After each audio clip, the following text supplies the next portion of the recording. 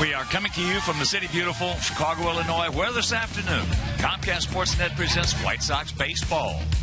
It's Paul Konerko, Jose Abreu in the Sox as they get set to butt heads with Evan Longoria and Joe Maddon's Tampa Bay Rays. Hi, everybody, and welcome. With Steve Stone, I'm Ken Harrelson as we get set to bring you Game 3 of this four-game set. As you know, or may know, they have split the first two. We won the opener in dramatic fashion, 9-6, scoring 5 times in the bottom of the ninth inning. Then last night, three-way pitchers just overwhelmed us, and we got shut out 4-0. But this afternoon, we got a rookie going for us. A 29-year-old rookie, and I don't care how old you are, whether you're 19, 29, or 39 years old, this has got to be a big day for Scott Carroll. He is a big right-hander, third-round pick of the Reds in 2007. He was a pretty good quarterback, but chose baseball. He had arm surgery, and that set him back for a bit. And after going 3-0 with AAA this year with an ERA well under 2, he's getting an opportunity today to show what he can do. And there is a vacancy in the starting rotation. Let's see if he can jump up and grab it. And for them, they've got the big left-hander going. David Price going to the mound, and he's the best they have right now. Price is 4-4 lifetime against our team, and in this ballpark, we've hit him pretty well. This year, 3-1. His ERA, however, up over 4, which is most unusual for him. He's going to come right at you. He throws hard. He's got a good hard slider, and he's a pretty good pitcher. All right, it's Family Sunday here at the ballpark, so sit back, relax, and strap it down. White Sox baseball coming your way.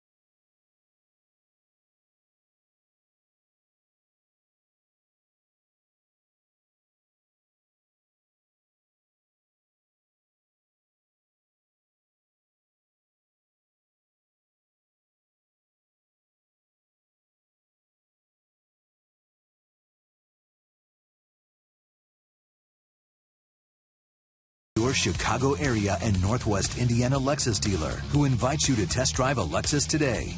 Blue Cross and Blue Shield of Illinois. Through it all. AT&T Uverse. AT&T Uverse TV. Check availability at 1-800-PIC-ATT. Rethink possible. And by Ford. Check out America's freshest lineup at your local Ford store or at localfordstores.com.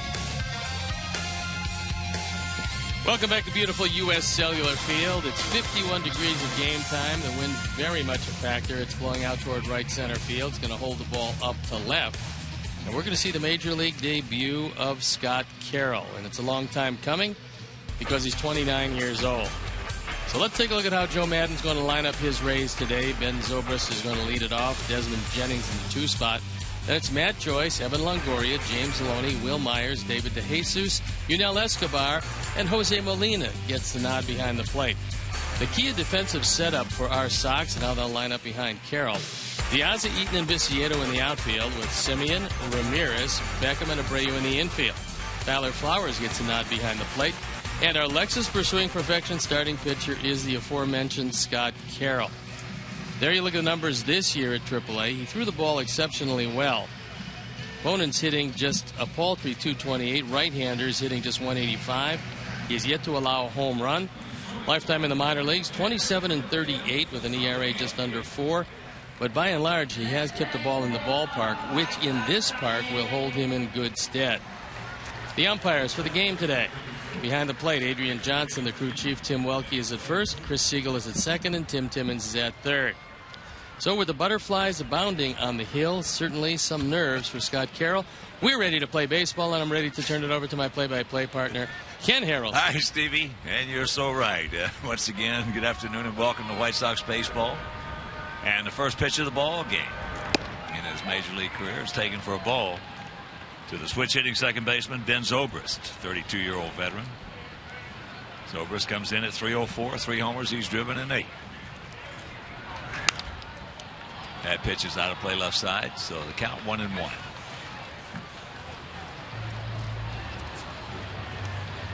Carroll's a big man, 6'4", 215 pounds, out of Liberty, Missouri. Rays come in hitting at 252 as a club with a 4.07 team ERA. Now ball sucked up by Gordon. And that's out number 1. Scott Carroll's going to remember that first hitter for the rest of his life. And when they ask him who he faced and what he did, he will say, Ben Zobrist, 0 for 1. Here's Desmond Jennings. Well, it's just a great recollection whenever we see a guy making his Major League debut for you, especially a pitcher, and for me, a young hitter. Well, you came up at a very young age. That's one of the big differences. I still remember striking out against Juan Pizarro my first at bat. But how old were you when you took your first Major League at bat? 20. That's pretty young. Even back then when life expectancy was 28.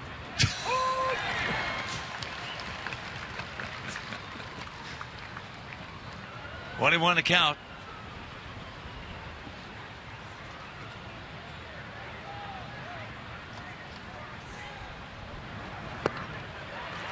And 1-2. When you made your first start, was your first start a start? First appearance to start? It was a start. It was against the San Diego Padres in San Diego. Dave Campbell singled on a 3-2 slider to center field, and Larry Stahl hit an 0-2 changeup out of the park. He gone. So his first Major League strikeout. And it was a breaking ball, and a good one, 77 miles an hour. The Menards pitch tracks will show you that it had the whole plate, and he fooled Jennings. Late breaking ball. Pretty good.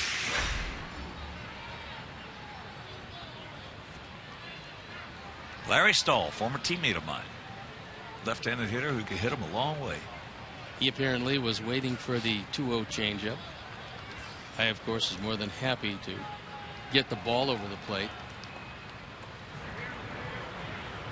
That's something that Larry might look for. Yeah. and got a no decision that first start, which was pretty good. Here's Matt Joyce hitting at .351. In Game 1, he broke a franchise record by walking 5 times.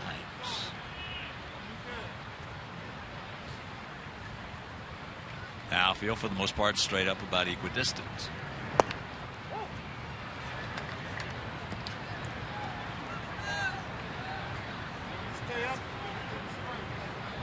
They got a shift on far.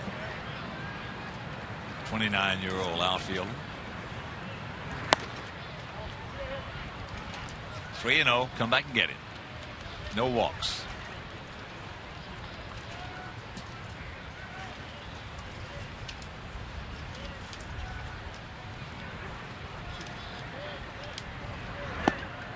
There's one. He's the oldest player to make his White Sox debut as a starting pitcher since Ernesto Escarraga back in April '82 against Boston. He was 32. And what a nice start. What a nice inning for Scott Carroll. 1, 2, 3, and after a half inning of play, say guys nothing, and the good guys coming to bat.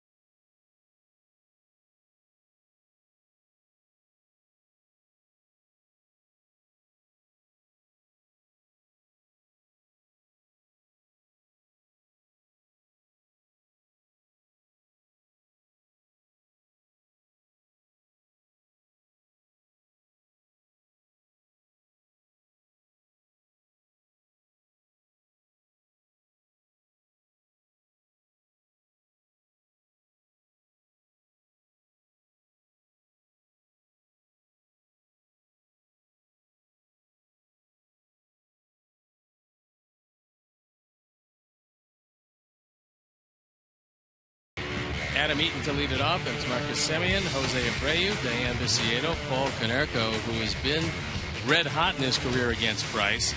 Lexi Ramirez, Alejandro Diaz, Tyler Flowers, and Gordon Beckham, who had his first 2 hits of the season last night. The key defensive setup and how they'll line up behind Price: Joyce, Jennings, and Myers in the outfield, with Longoria, Escobar, Zobrist, and Loney in the infield. Jose Molina, the statuesque catcher behind the plate, and our Lexus pursuing perfection starting pitcher is David Price. He's 3-1 this year. His ERA just over 4. He's only walked 4 and he fanned 40. So he will come right at you. He's got a good slider and a cutter. Doesn't throw too many curveballs. When he does throw it, he just shows it to you for effect. He's one of their long line of #1 draft picks to make it to the major leagues. He was not only a #1 draft pick, he was the first player chosen in the draft.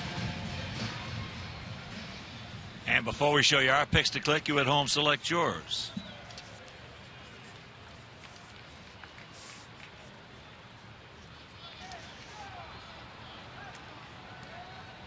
Here's Adam Eaton, comes in at .263, 1 for 9 in this series. Outfield well around to the left. And there's first pitch strike.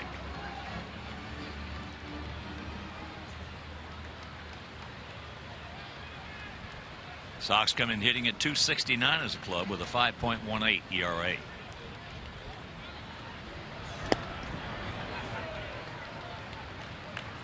Very quickly, nothing in 2. Since the beginning of last year, David Price's strike to walk ratio is 6.16.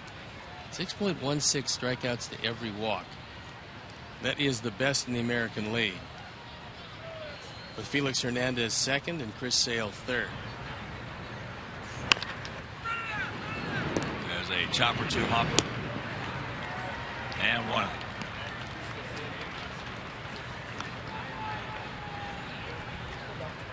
We'll bring up Marcus Semien.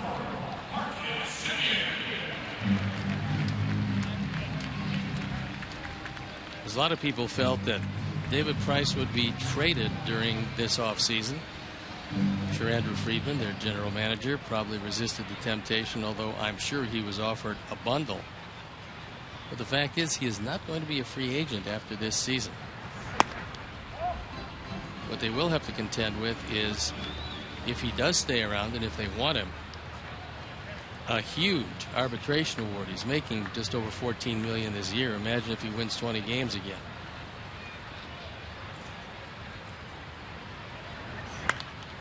Marcus pops it up right side. Loney. And 2 down. So with 2 out, let's check out our picks to click. Mangio, our director of the crew. With Marcus. He's going with Tank. Terry Hanley. Mike Williams. Eric Aldridge. Roger Clare and I, we're going to go with Gordon Beckham.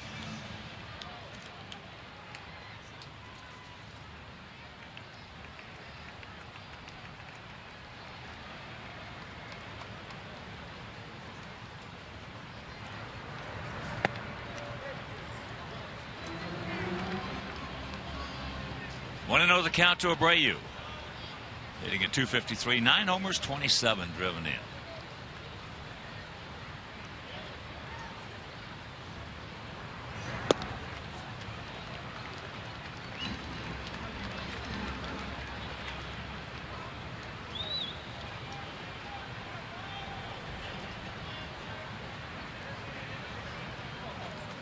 Outfield around to the right, gap in left center.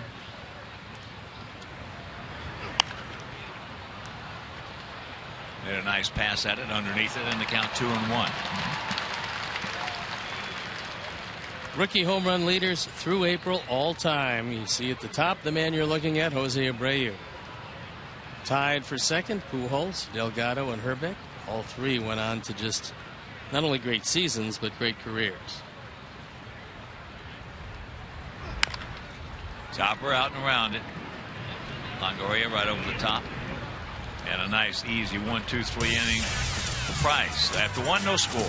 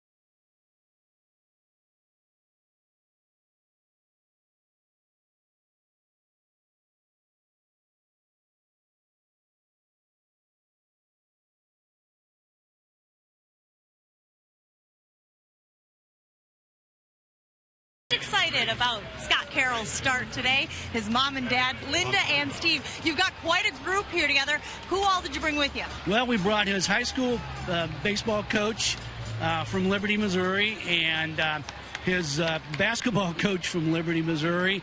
All of his classmates from Liberty High School that he played football and baseball with. He actually has some Purdue guys here that he played football with at Purdue. So just quite a bit. His cousins, his nieces and nephews are all here. So Mom told us he's such a likable guy, and you said that no matter what it took, you were going to be here on this day. Absolutely. We had a lot of shuffling to do, but we managed, and we knew we'd be here, and we couldn't be prouder. We saw you guys earlier celebrating this. Scott has had a long road to the majors. What was the most difficult thing for him to get through? I think the most difficult thing was his Tommy John surgery. He, at one point, I think, decided maybe to hang it up, retire from baseball. But he just rededicated himself to it, had a great surgeon in Dr. Andrews, and he just worked his rear end off. He did everything, went above and beyond what they asked him to do, and that's why he's here on the major leagues. And everybody here very excited about the performance he's put in so far. Congratulations to you guys. We couldn't be more happy for you. Thank you very much. Guys, back up to you.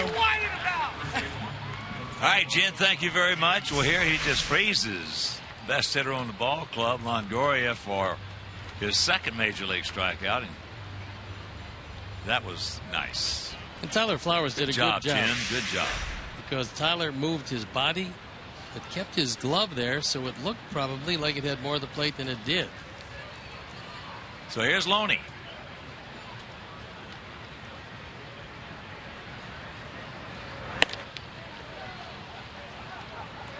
Takes that one. High and wide. Loney 4 for 8 in this series. And if you miss the first 2 games, this guy is just a good player, period. With the leather and the lumber.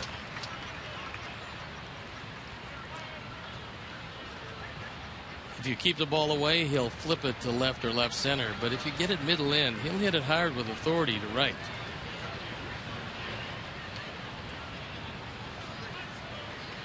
Long look in.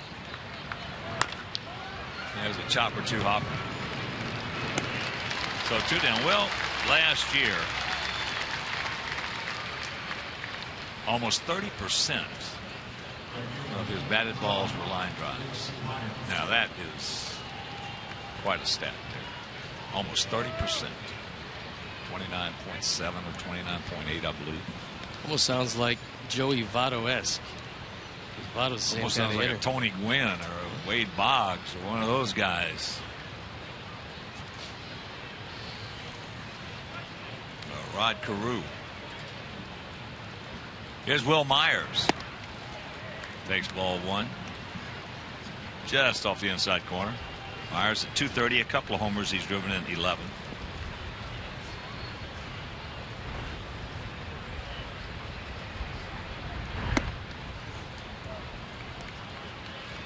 Yeah, Votto's got some numbers, foul balls of that sort. Pop-ups. Just unbelievable. Doesn't hit pop-ups. No. He's only hit 1 ball foul in the seats in his career. It's astonishing. That is. I mean, it's just crazy. 2 out, 2-1 to count.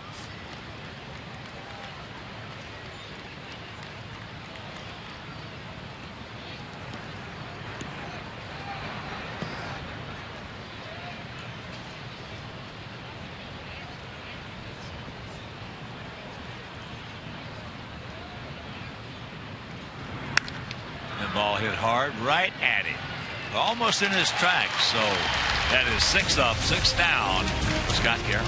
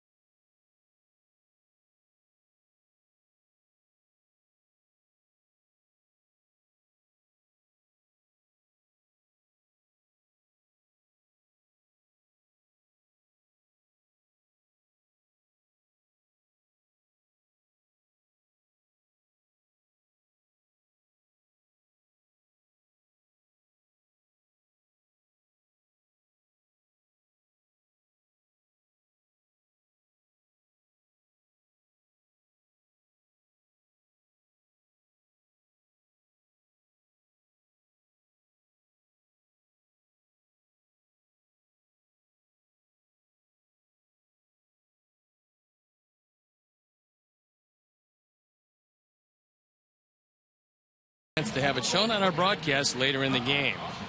Of course, it's brought to you by AT&T.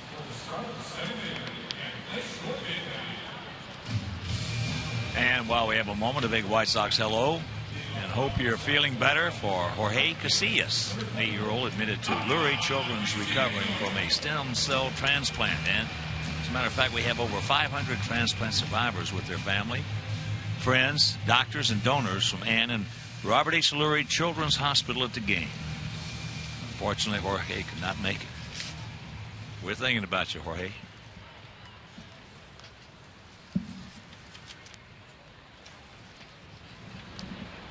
Viciedo, Canerco, Ramirez. Tank hitting at 368 with a homer, and he's driven in 9.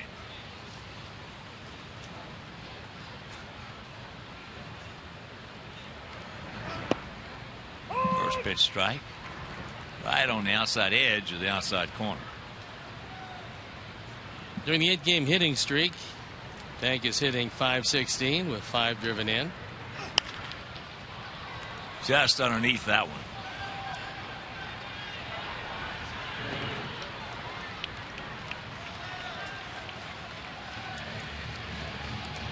What makes Price as good as he is he can move that fastball in and out. He has supreme command of that. His slider, which at times becomes a cutter, he'll throw to both sides of the plate, but usually into the right-hand hitters. And here's a guy that has really hurt David Price.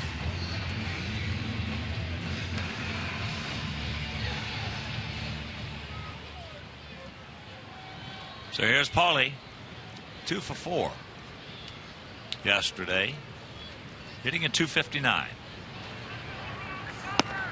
And Paulie's had good luck against Price. Faced him 20 times, has 10 hits, 8 of which stayed in the park.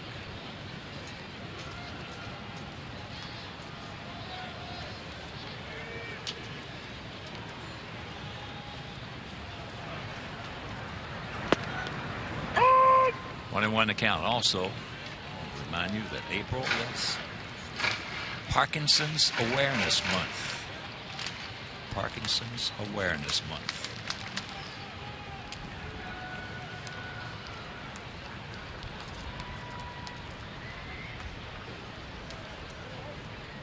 Too much time.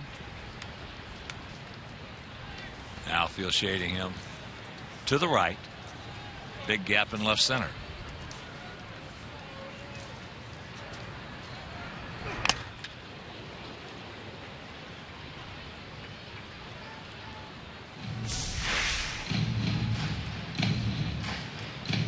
Takes that one right off the mask of Molina.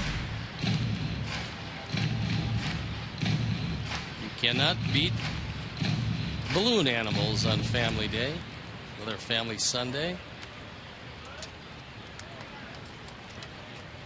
And we'll have one more with these guys tomorrow night. Then Tuesday and Wednesday, the Tigers come to town. Verlander and Scherzer on the bump. Well, at least we're not getting their toughest two.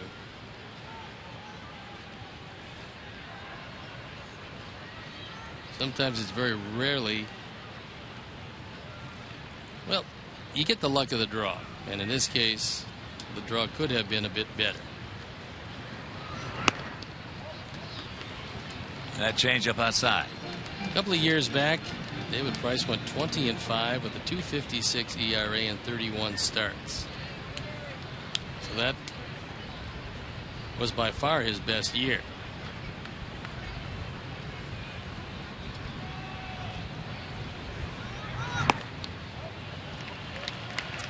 I love his routine as he sets up on the rubber. Probably has less movement of the feet than any pitcher you'll ever see going into a windup.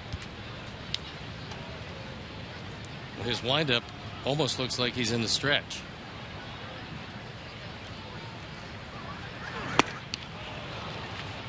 As he gets Paulie 2 down. Well, that's one reason he has such good control. Less movement, more simplicity to the motion, and that was a backdoor slider that retired Paulie. A lot less moving parts. If you take a look at it, for a big guy, all he does is move that back foot a bit and then go right at the hitter.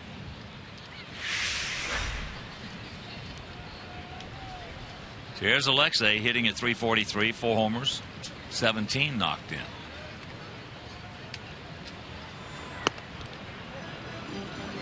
Tried to backdoor him right there, and he missed.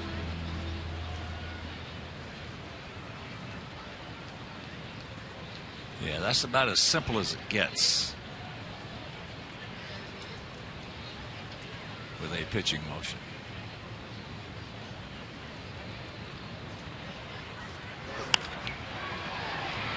Got in on him, pops him up into short left field.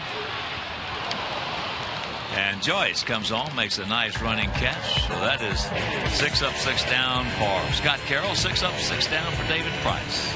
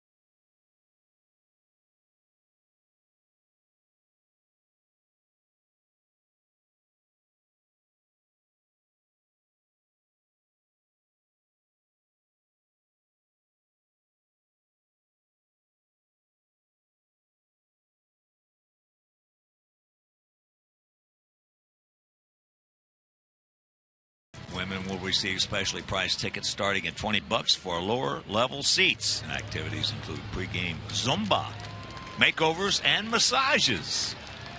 That's Friday, May 23rd, ladies' night. So get your tickets visiting WhiteSox.com/ladies. That pregame Zumba is pretty good, I got to tell you.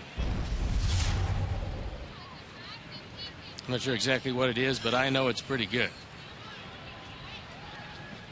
Done? Yeah, go ahead. Okay. First pitch strike to David DeJesus. David, 34-year-old veteran, hitting at 182 a homer. He's knocked in 5. Outfield slightly to the left.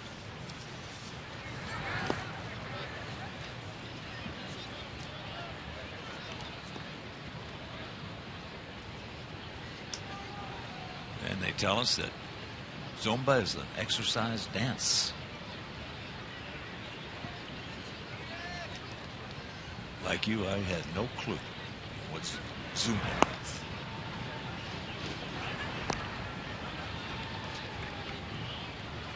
Well, I prefer the steaming hot yoga to that. Well, loosens you up a bit more. You know, when I retired from the game of baseball at the age of 29, I promised myself I would never run again, I would never exercise again, and I have kept that promise. Well, I like a man that sticks to it.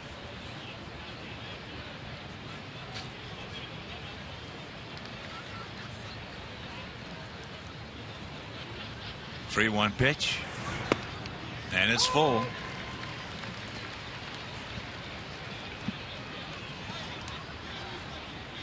Yunel Escobar in the on-deck circle.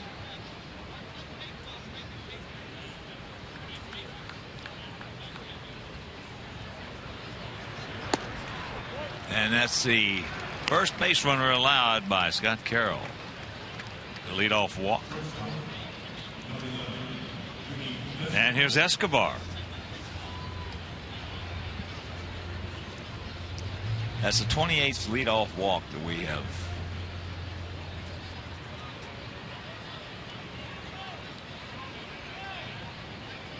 Fourteen of the 28 leadoff walks we have scored.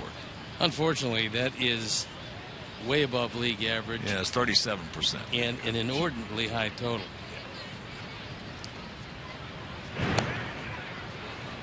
Got him leaning the wrong way. Could very well be that De Jesus was thinking about going, or he had a one-way lead. He wanted to face Carroll's best move to first base.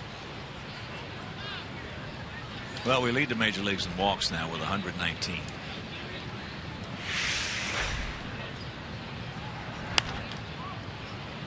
That is souvenir right side. The last 5 players to make their major league debut for the White Sox at 29 years plus: Tadahito Iguchi, Shingo Takatsu, you certainly know those names, Mike Heathcott, that was back in '98, Isidro Marquez in '95, and Dane Johnson in '99. Doesn't happen often, but Mr. Carroll is going to join that group.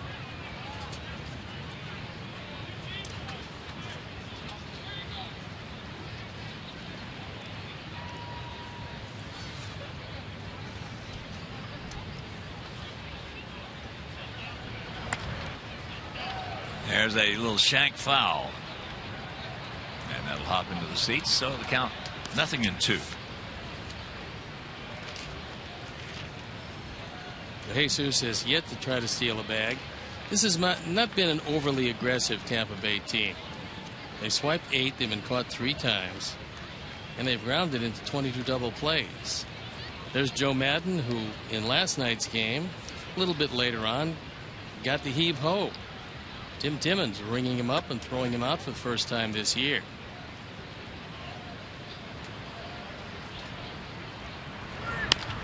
All right, boys, got to hurry a little bit here. Rack him up. So he walks the leadoff man and then throws the double play ball. 23rd time that the Rays have grounded into a double play. And this of the fairly easy variety, as De Jesus could not get close enough to Beckham to disrupt the relay.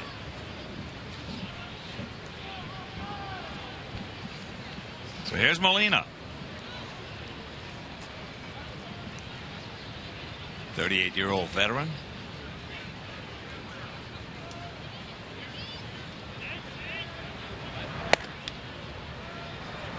Takes it high and in.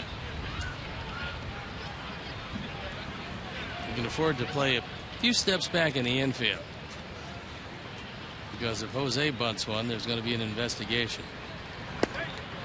1-1. Taking a couple other scores. Detroit at Minnesota. That game was postponed. Bottom of the 4th in Baltimore. 2-0 Kansas City. James Shields on the bump for the Royals. And that's going foul and not playable. Top of the 7th in Canada. Toronto leading Boston 2-1.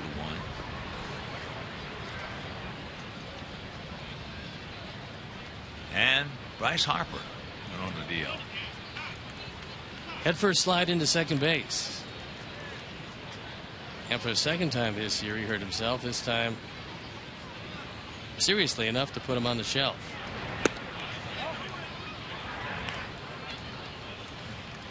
You know, I mentioned that we were leading the major leagues with 119 walks. On contrast to that, Tigers have 60. And you can cancel the post-game show. First hit given up by Scott Carroll. Molina swung at a ball that was way inside. This isn't even close to a strike. Yet he was able to bring the hands in and ease it into center field.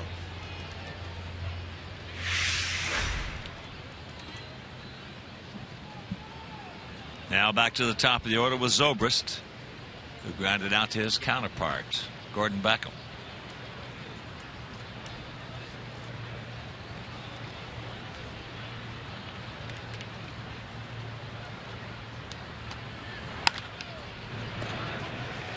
Right to Pauly.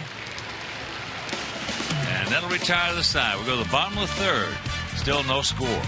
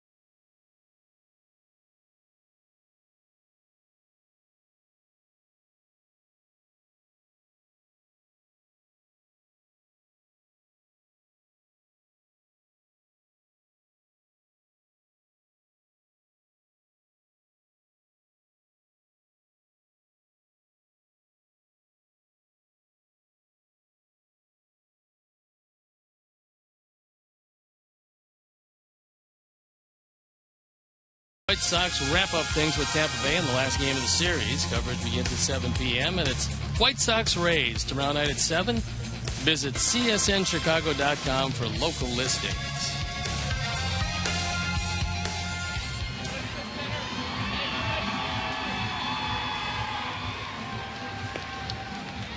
Just one hit in this ball game if you're just joining us.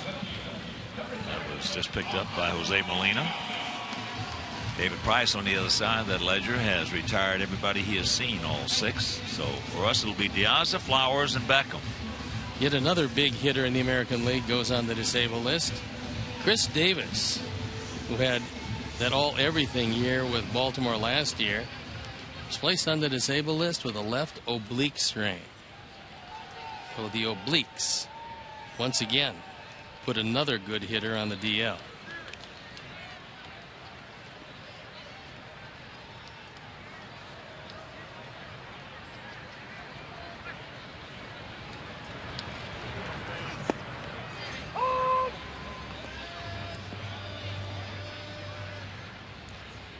The dreaded oblique. And Anibal Sanchez goes on the disabled list with what was described by Brad Osmus as the worst blister he's ever seen. So they lose their number 3 starter, at least for a while. I was listening to Jim Duquette and Jim Bowden on the MLB radio coming into the ballpark today, and that's out of play. And they were talking about the DL with the emergence of an unbelievable amount of DLs. Yes.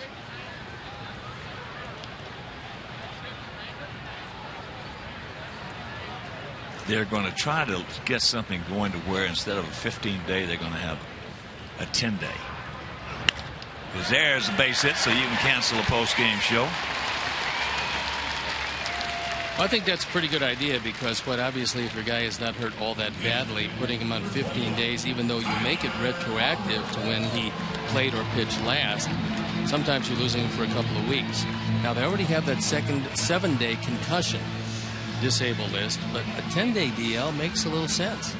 If you don't need 15 days, then why take it? Well,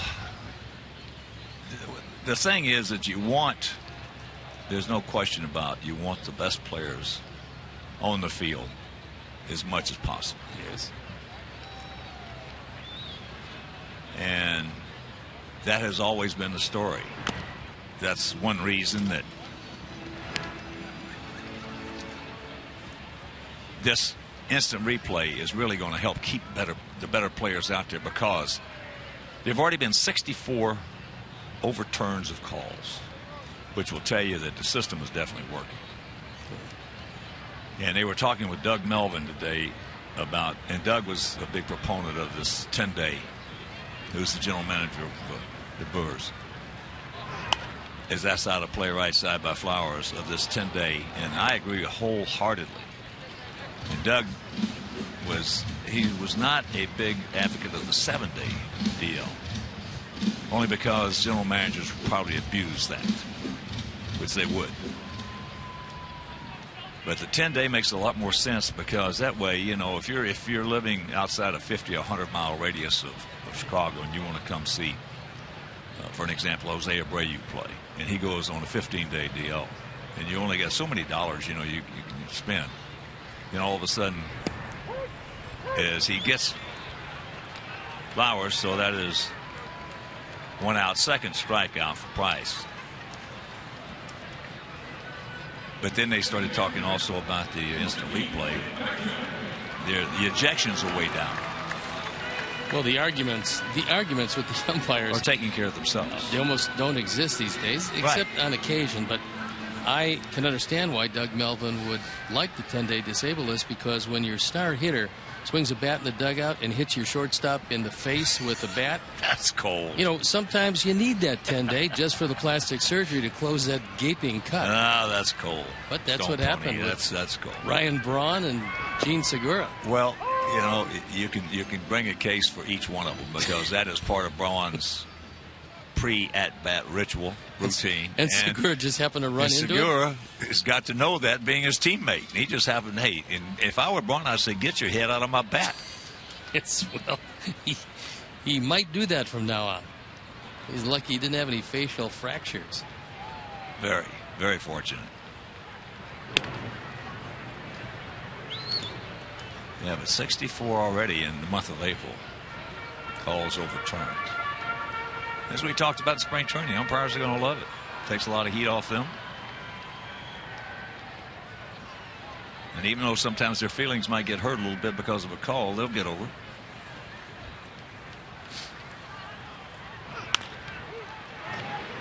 Loney has a little trouble getting out the ball. Meanwhile, they get the lead man, 2 down, so Beckham's retired. A little unrealistic on a slowly hit ground ball that you're going to be able to turn it with Adam Eaton going up the line. But it became a moot point as Loney juggled the ball ever so slightly. Beckham going up the line. Beckham, rather, and then with the high throw, there's no chance at all to make the return throw. So here's Eaton.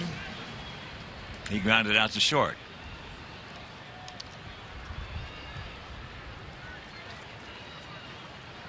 Very interesting discussion this morning about the deal with Bowden and Duquette and Doug Melvin.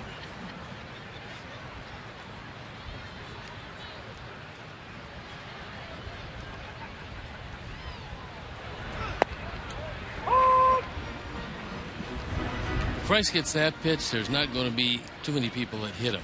That ball was just off the corner. Now some would say too close to take, but watch where it shows up in your Menards pitch tracks. Molina is sitting outside. Well, if he gets that pitch, we're going to get beat. Yeah, that's pretty tough for a guy that throws 92, 93, and occasionally 94.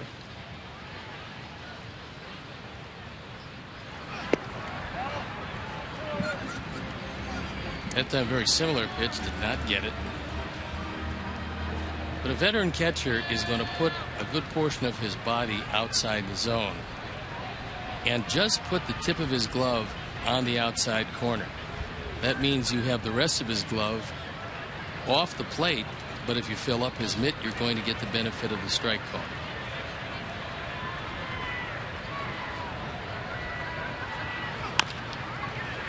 Chopper takes him right to the bag. He can't make the play. So everybody's safe. Probably an easier play if Escobar goes to first base with it. All his momentum was taking him away from the bag. Instead of thinking about first, he goes with the glove flip, which looks really good, especially when it's nowhere near the bag.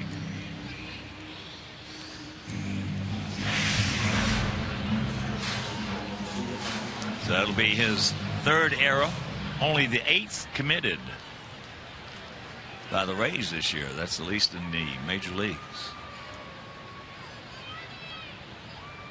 Make them pay. Simeon fouled out to Loney.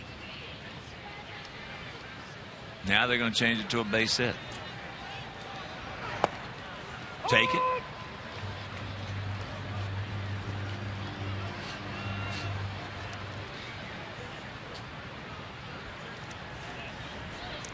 So that's the first hit given up. Check that. Second hit given up now by Price. De Aza led off the inning with a single.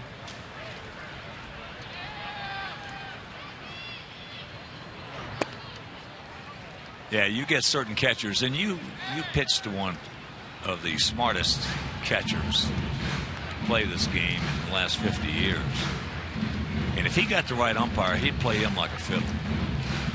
That was Rick Dempsey with Baltimore. Came over from the New York Yankees originally. Didn't get a whole lot of play because he was backing up Thurman Munson. But he became the #1 catcher with Baltimore. And all of the catchers that caught for the Atlanta Braves in the glory days of Glavine, Maddox, and Smoltz, they were all taught set up off the plate and put the outside tip of your glove just over the corner. And that gives you the entire rest of the glove. And their pitchers could hit that glove consistently. You got calls 2-3 inches, 4 off the corner at times. Well, a couple of the clubs I played on, they were taught to set up outside and always have the glove moving towards the plate. Always have the glove moving towards the plate.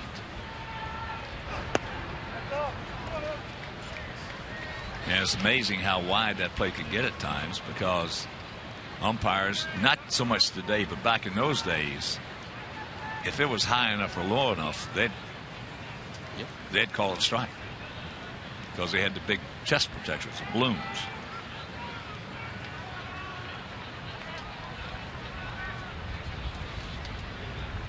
Yeah, but Dempsey was just a brilliant catcher. As the count moves to 3-1, as far as stealing pitches for his pitchers, playing umpires. And if you gave him any kind of shot at all, throwing out base stealers. And that's the job of Marcus Semien. Regardless of what he has to do in this inning, you want to bring Abreu to the plate with some runners out.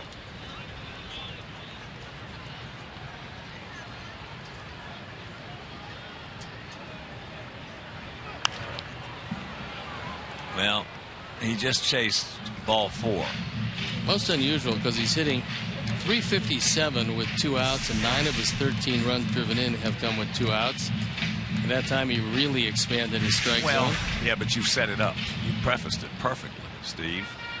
That's part of his job right now. He knows who's hitting behind him. You got to get the big him boy to the plate. You got to get the big boy to the plate.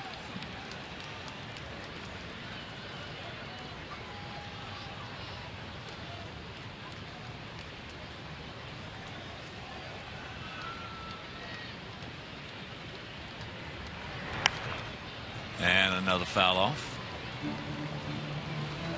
Yes, when you're hitting second, you got Abreu hitting behind you. And then you got the league's leading hitter hitting behind him. If you're first and second, your job is to work that guy as much as you can, and hopefully take a walk just to get on base. Plus let Abreu see a lot of pitches.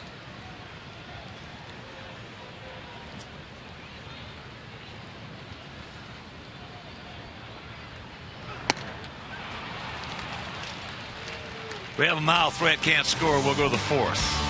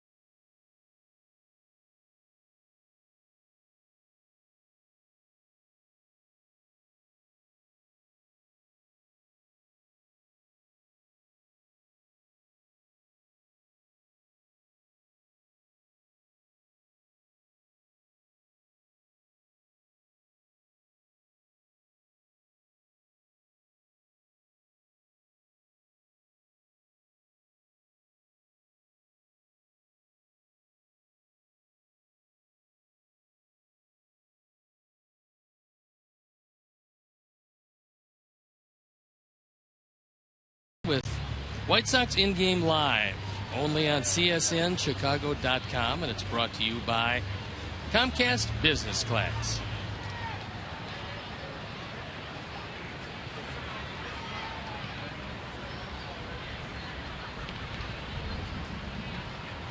Desmond Jennings will lead it off. He'll be followed by Matt Joyce and Evan Longoria. Takes ball one. Jennings struck out swinging at a curveball from Scott Carroll. If you're just tuning in, 29-year-old rookie making his major league debut.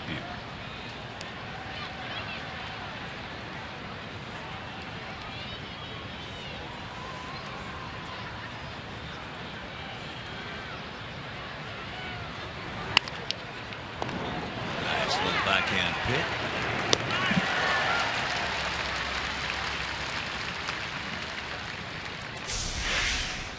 Big first out ahead of Joyce and Longoria, and a fine play. Marcus Semien with one quick step toward the bag and a good backhand pick. So here's Joyce. And when we have a moment, Roy Rivas is the guy who feeds us all here at the ballpark. And make no mistake about it, he's got one of the top 2 food rooms in the American League and probably in all of baseball. You can tie Roy, but you can't beat him. And his brother and his sister-in-law are celebrating their 40th anniversary today, Jose and Milagros Rivas. So congratulations to Jose and Milagros. 40 years. It's a long run. A long run. Yes, it is.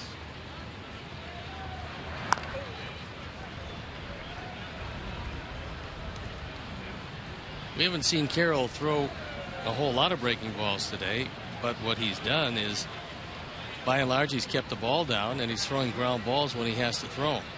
And that's been pretty impressive. How many changeups you've seen him throw? Not many. I hadn't seen him throw any. He might have changed.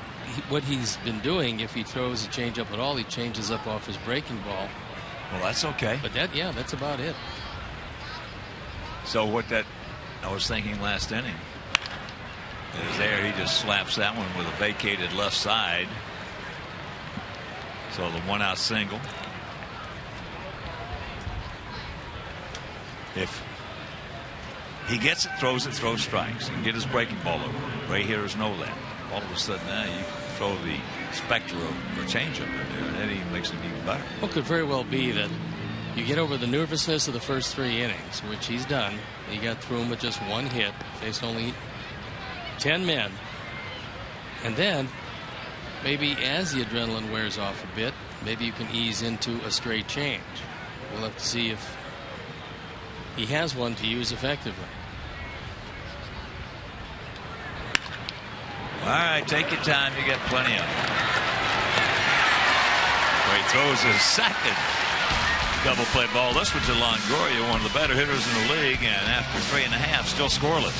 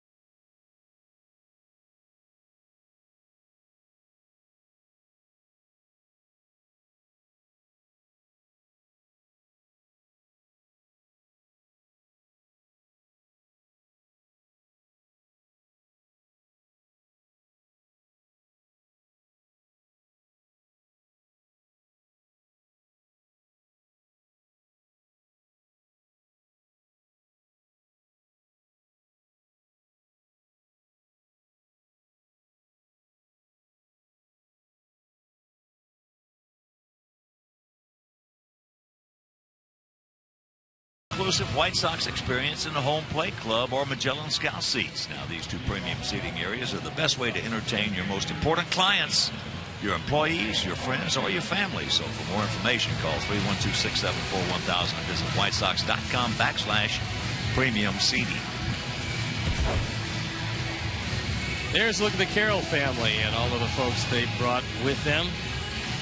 It's an ecstatic group so far because through 4 shutout innings, their son and friend, and in some cases fraternity brother and teammate, has given up just 2 singles, and that's it.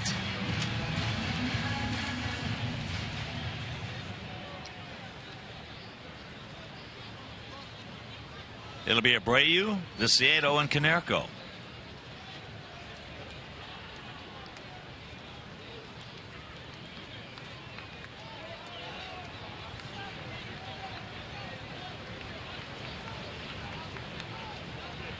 Outfield around to the right. Gap in left center.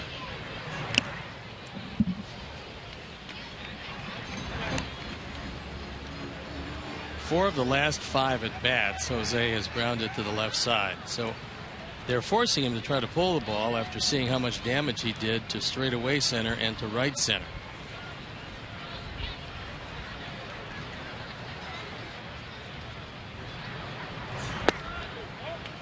And checking some of our action down at the minor league level last night. Charlotte won 9-4 Rochester. Matt Davidson hit a 2-run homer. Andy Wilkins has been on a tear lately. He's 6 for his last 14. That ball hit high and deep. Stretch. Nope. Right in front of State Farm is going to be caught. Maybe on another day, but not with the wind blowing as it is today. As the flags starts to top the poles and it knocked that ball down. So here's Viciedo. Tank popped up second. And Birmingham lost 4-1 at Chattanooga. But Micah Johnson, 3 hits in that ball game. He's had 4 3-hit outings in his last 10 games. He's hitting .360. 3 homers. 7 stolen bases in 23 games. That's just a matter of time there. That guy is a game changer with that speed he has. The backdoor breaking ball by Price is awfully tough because he's established already that he'll go inside on the right-handers. And then when he drops one of these over on you, tough pitch to handle.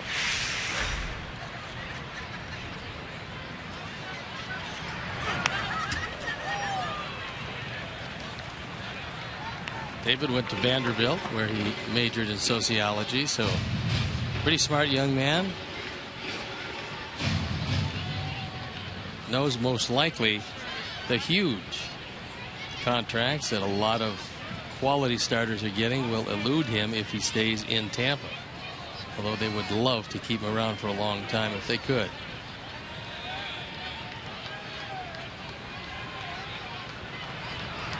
Now arbitration has pushed huge contracts to a new level. And the thought of arbitration, because, and the guy's a good pitcher, there's no question about that, Homer Bailey. But when he signs a $105 million contract, there are some other agents out there and other pitchers just salivating. Well, they're taking a look and realizing that their players might be a touch better, or might have had more success, or maybe a year or two younger, and they're thinking, wow, look at that deal. I'm going to match up my guy against him. They're very comparable. And then you see that Max Scherzer turns down $144 million over 6 years, and you can only imagine what he's going to get, assuming he stays together.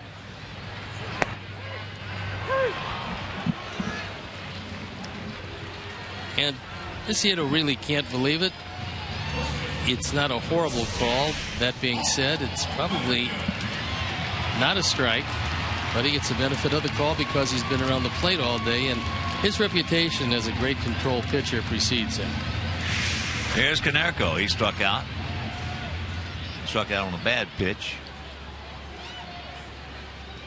He was hot at himself.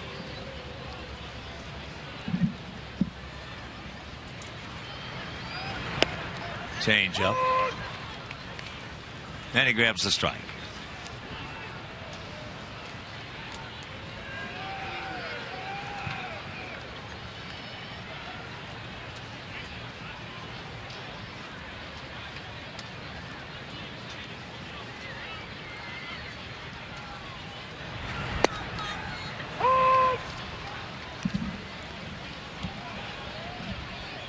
Oh, and 2 the count with 2 down here in the bottom of the 4th in this scoreless tie.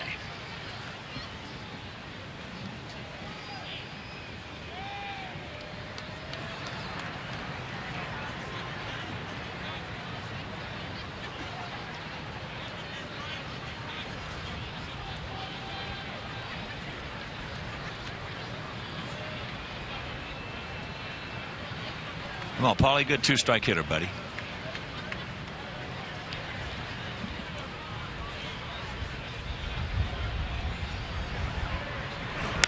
There's a shot caught by Longoria. That's just a hang with him on a beautiful play by Evan Longoria.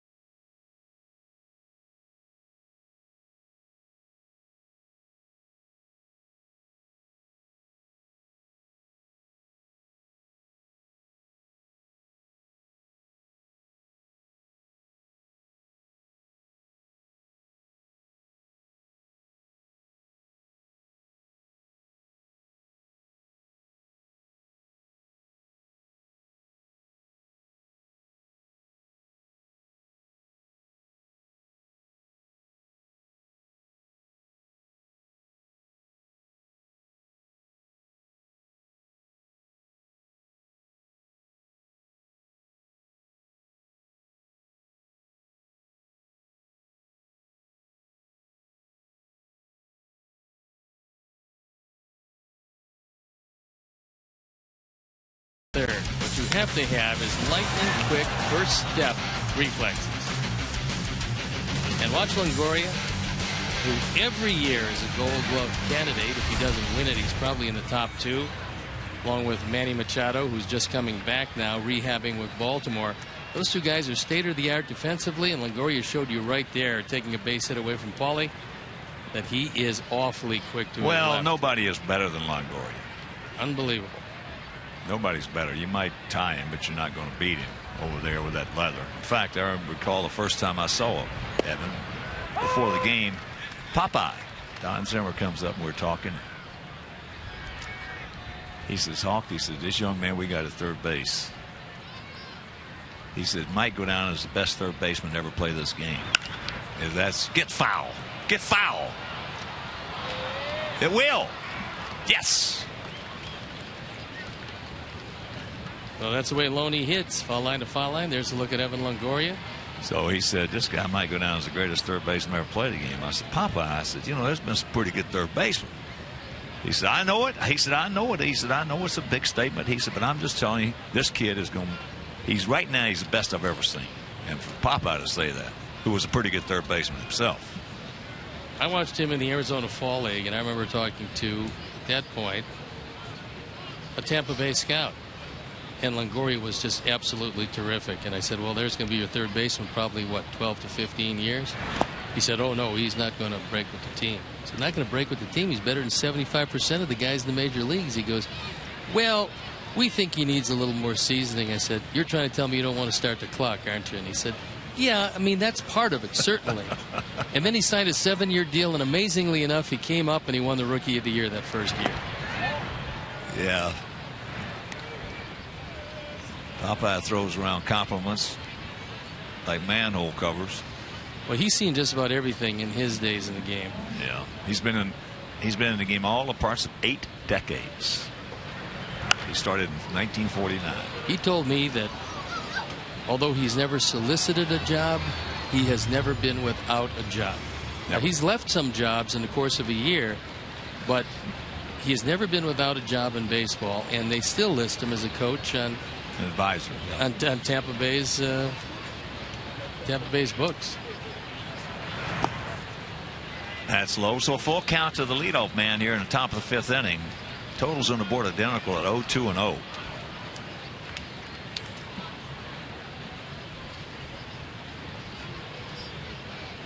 Will Myers in the on-deck circle. He hit the ball hard first time up. Beckham. So 1 out.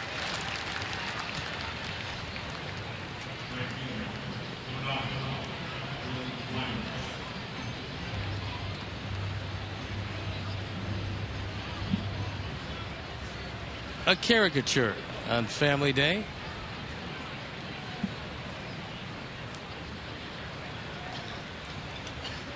I stopped getting those a long time ago because it just kept getting bigger and bigger and bigger and heavier and heavier and heavier. Well, I can't understand that. Myers hit a line shot right at Tanks in right field. Yeah, that's the problem with the caricature. If you have anything that you don't particularly like, that's what's going to be highlighted in that caricature. Well, I want to tell you something. That's looped out into right field. He broke back, now comes on. He's got time, makes the catch. Well, if your nose had been hit as many times as mine, it'd look funny too.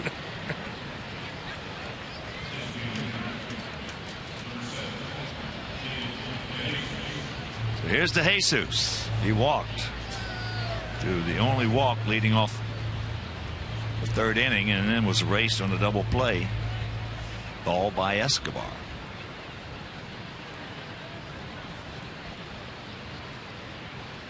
What a job so far. As an emergency starter, a guy who didn't think he had any shot, Scott Carroll finds himself in the 5th inning of a shutout to this point. In front of a lot of friends and a lot of family, and there are some pretty impressive numbers so far.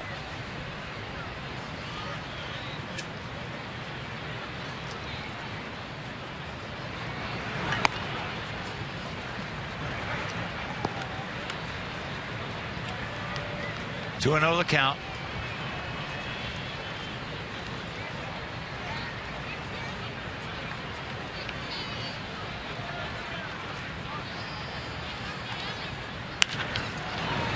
Count got him.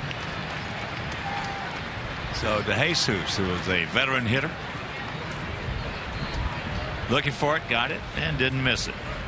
Thank goodness he didn't get it up. He figured he didn't want to walk him again, so he just sits back, looks for a fastball, gets it in the zone, and the 3rd single of the day. Well, that's better than going 3-0 in ball 4. It is that. Maybe he'll hit that line drive at somebody if you force him to make contact. A lot of pitchers really don't understand that managers, they can live with giving up base hits. They cannot live with giving up walks.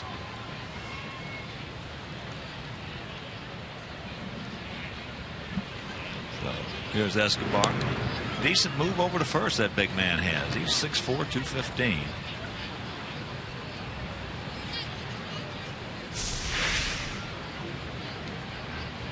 Jesus is yet to try to steal a bag.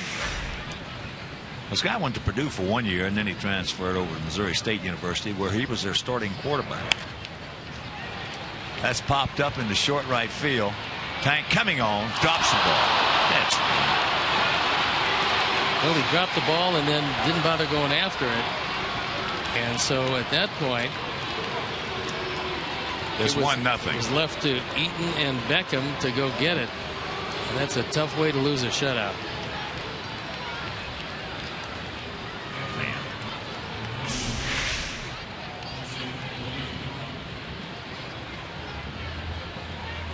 He just flat out missed it.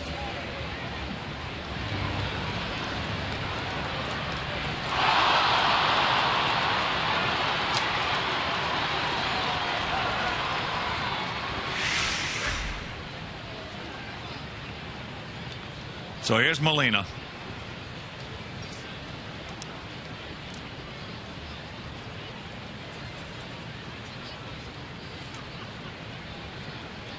Molina picked up the first hit back in the 3rd inning.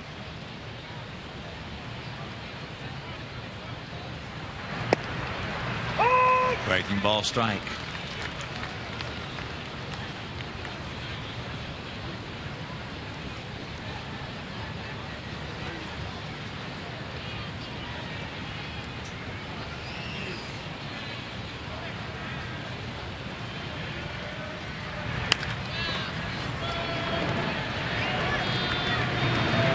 But the error, the unearned run, we're halfway home trailing 1-0.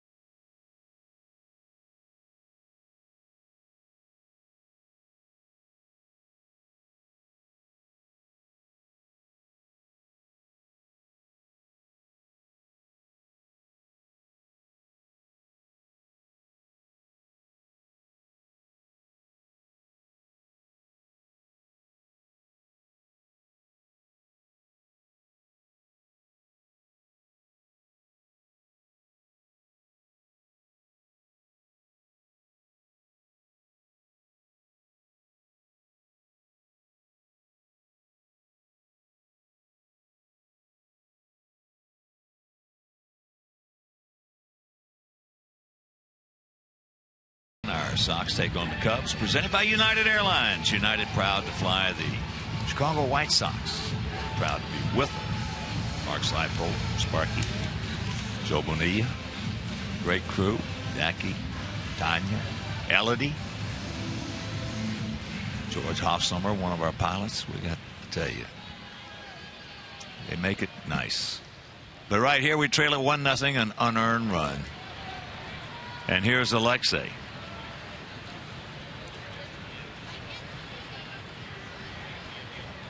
And 15 out of the last 18 runs we have allowed came with 2 outs. Of course, we've allowed a lot of unearned runs. Not as many as last year so far at this time. But 1-3-0 for them, 0-2, and a huge 1 for us.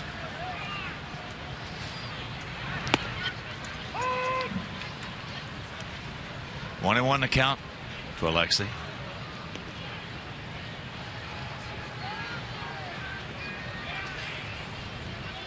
Had a high pop up in the left field that Matt Joyce had to come running in and make a nice running catch.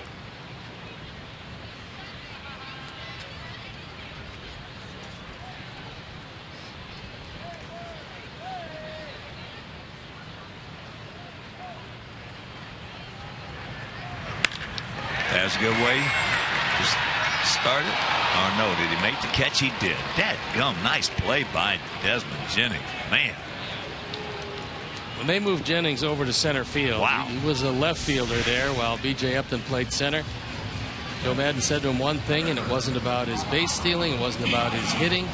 He said, just go out and win a Gold Glove in center field. And with plays like that, you start to think you might have a chance. Boy, there's a beautiful play. Lexa, you see, he can't believe it. Now you know when you take away base hits from guys how they feel, Lexa. Exactly right, because he hit that ball as hard as you could hit. It was a sinking line drive and still couldn't get it in front of Jennings. Biggest thing on that play right there for the center fielder or any outfielder is to make that commitment to stay with it. And he made it. Well, you have to also know immediately that you're going to make an attempt to get it. Well, and knock it down if it lands in front of you.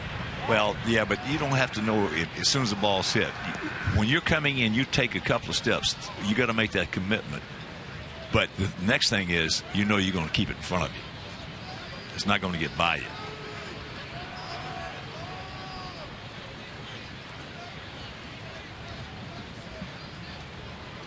There's a single in the left field. 1-2 the count. Yeah, there'll be times when you see it hit, you come in, and all of a sudden you know you can't get there, so you make sure you're going to keep it in front of you. And other times you say, yeah, I can get it.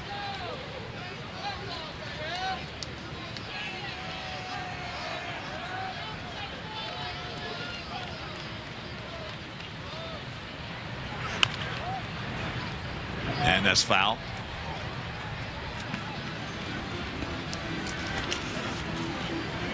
Finale here tomorrow.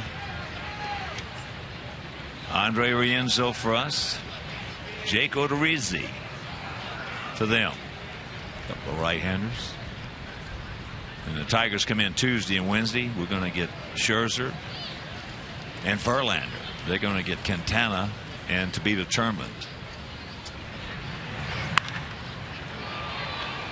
That is high into right field. Myers. Right in front of the Xfinity sign.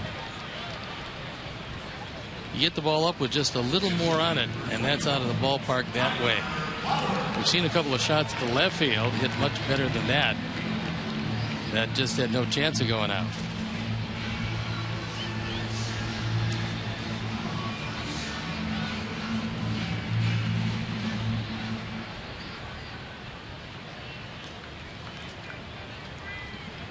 Here's Tyler. Tyler struck out. Called out. Can I check it up?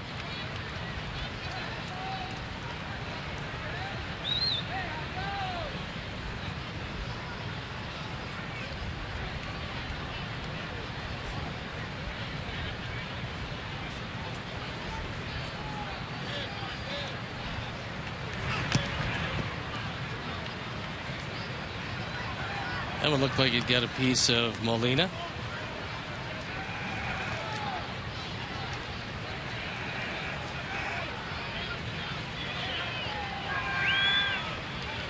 Kyler Flowers has dominated left-hand pitching, 9 for 19, but this is not your typical left-hander. No, this guy is a little different.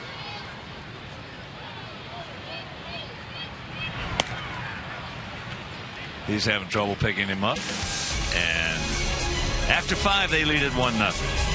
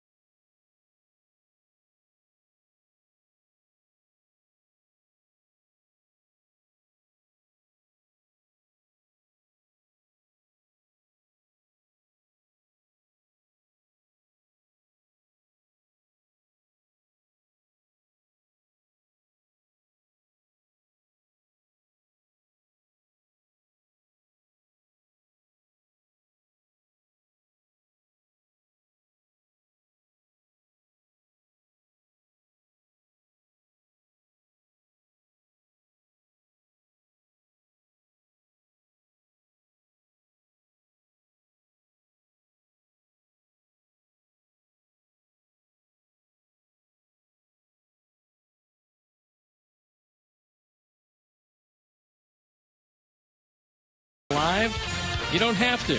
Log on to csnchicago.com and stream it live on your computer or mobile device. We'll break down the game, take you inside the locker room, and see where this series is heading. Bulls postgame live right now, only on csnchicago.com. We're going to the top of the 6th inning in this 1-0, one unearned run. Coming in the top of the 5th, so it'll be the top of the order. Zobrist, Jennings, and Joyce face Scott Carroll.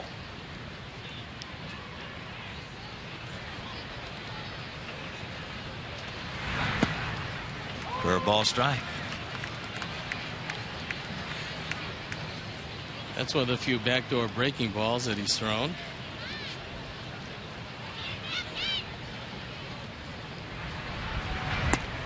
Tried to double him up, missed, and the count evens at 1.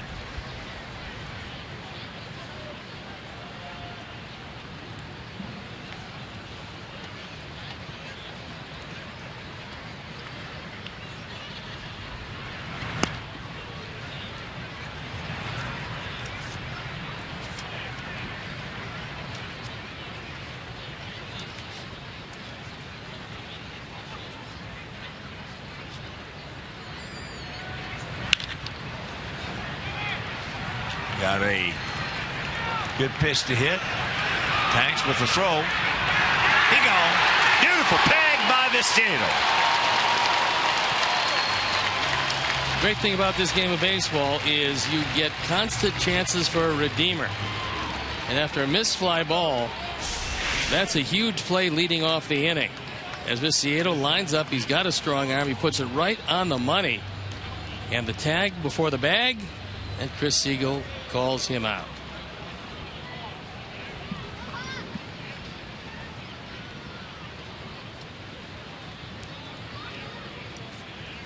A very happy Carroll family and friends.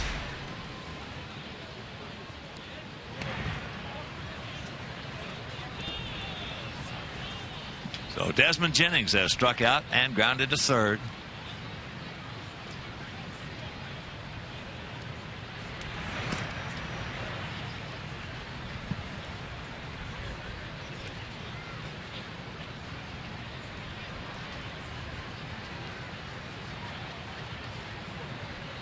Outfield, for the most part, straight up.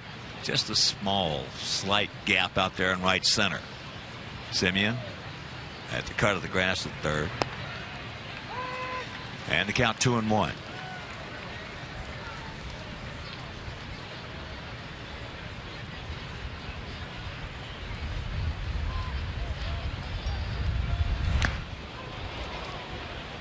And that got him.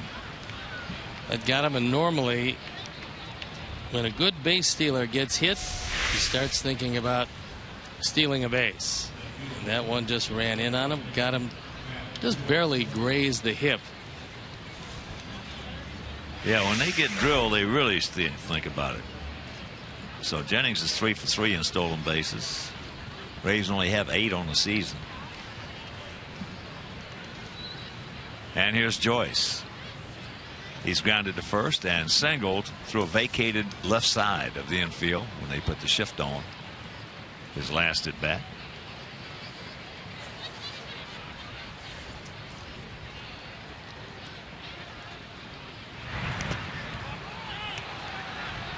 It's a wild pitch, and no way Tyler could control that one.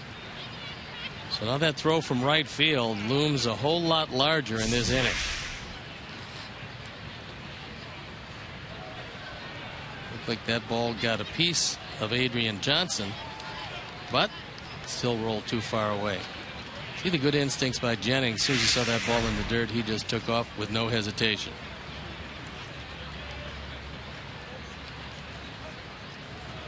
So they get the shift on once again. This time Simeon closer to third base.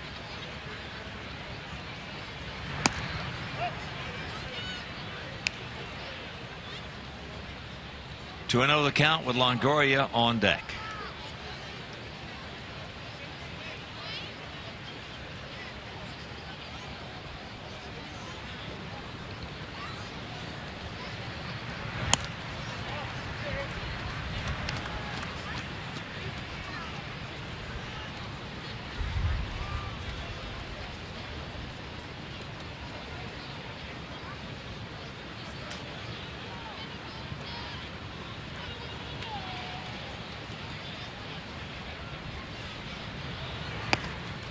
And there's a strike.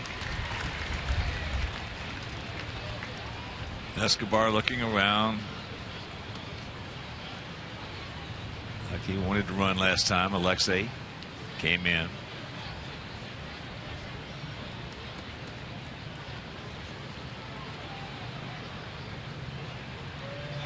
So the pitches by inning, and it's been fairly economical for Carroll so far.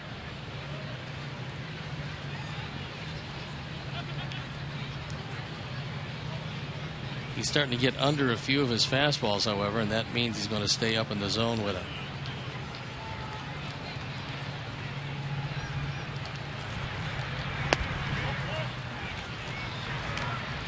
So that breaking ball misses. Second walk issued by Carroll. And Sox fans, join us on Friday, May 9th at 7:10 as our Sox take on the D-backs. Also enjoy our Miller de Mayo celebration and post-game fireworks presented by Miller Lite. It's not just a good time, it's Miller time. Miller Lite, official beer of your Chicago White Sox. Purchase tickets today by visiting whitesox.com/Cinco or calling 866-SOX-GAME. Tyler going out to have a word with him to try to settle him down. Longoria's 0 for 2. A strikeout and hit into a 6-4-3 double play.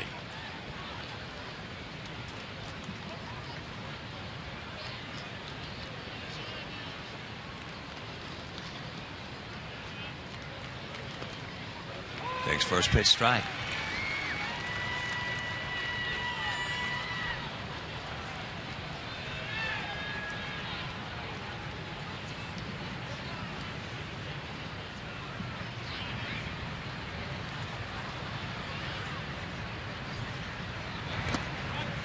Breaking ball.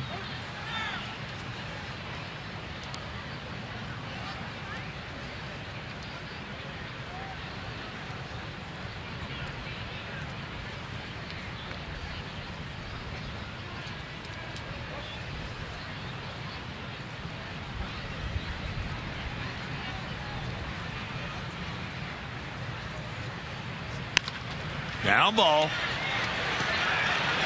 Rack him up. And he gets out of the inning third. Double play turn by our Sox.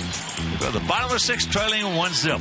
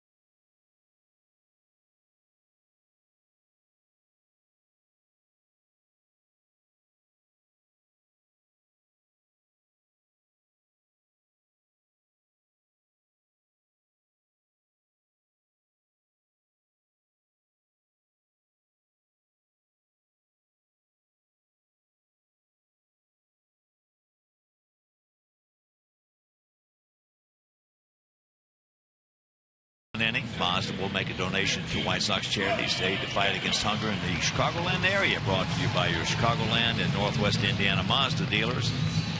So purchase your tickets today by visiting whitesox.com or 866-SOX-GAME. 1-0. David Price on top, and that is not good news. He's been a terrific road warrior. despite the fact that he has not pitched particularly well or dominating in this ballpark against our Sox.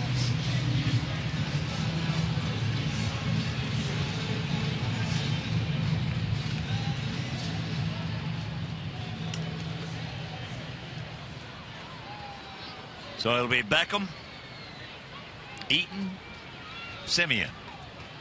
Ninth. 1 and 2 hitters. Beckham get into a 3-6 fielder's choice. Outfield well around to the right. Huge gap in left center. Longoria off the line and halfway at third. Gordon takes ball 1.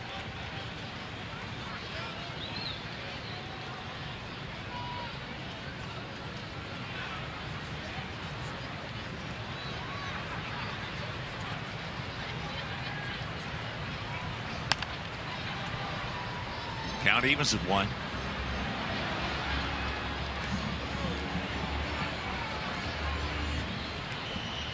Final from Canada. Blue Jays beat Boston 7-1. Dickey over Lester.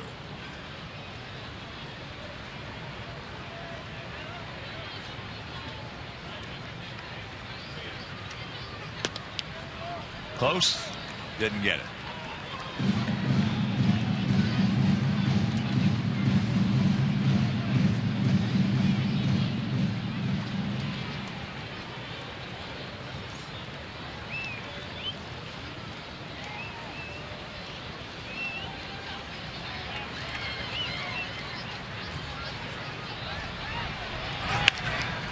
Ball hit sharply off the glove of Zobrist, so Gordon will reach.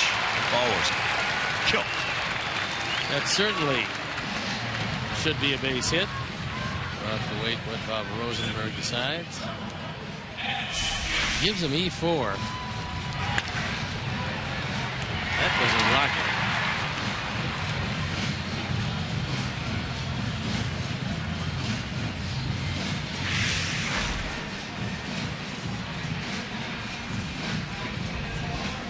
More importantly, we have the leadoff man aboard, and here is Adam. He's 1 for 2. Had an infield single back in the 3rd inning.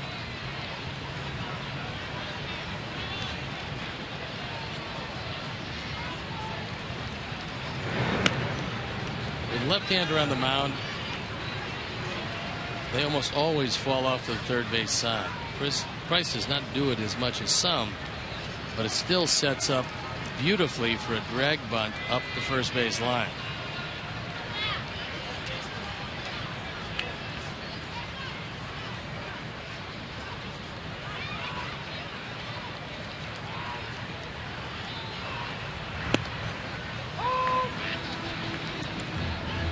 Checks it up and takes strike 1.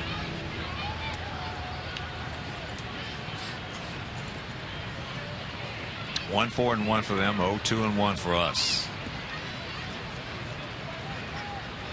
I got a feeling that might be changed to a hit. That ball was scalded.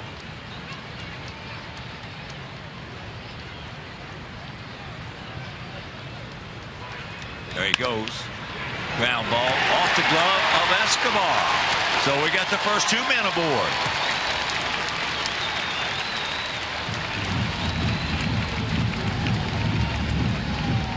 With Escobar going toward the bag, he had to redirect, and he couldn't flag this one down. This is a hard hit ball, and 2 on, nobody out.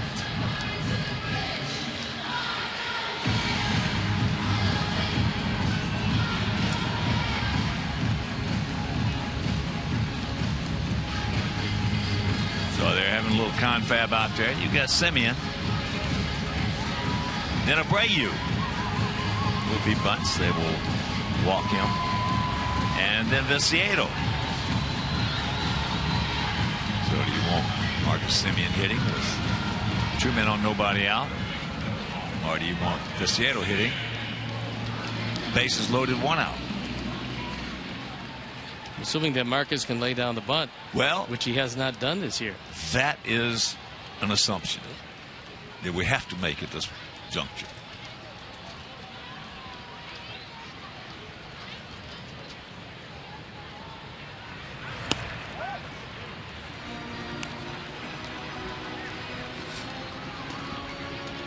Price is a very good athlete. And so what they can attempt to do, and this is part of the wheel play with first and second, nobody out, is Longoria, instead of charging, hang back, let Price break toward the line and try to get the force at third.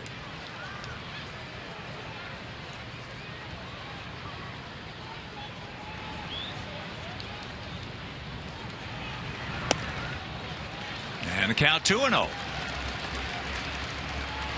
Now let's see.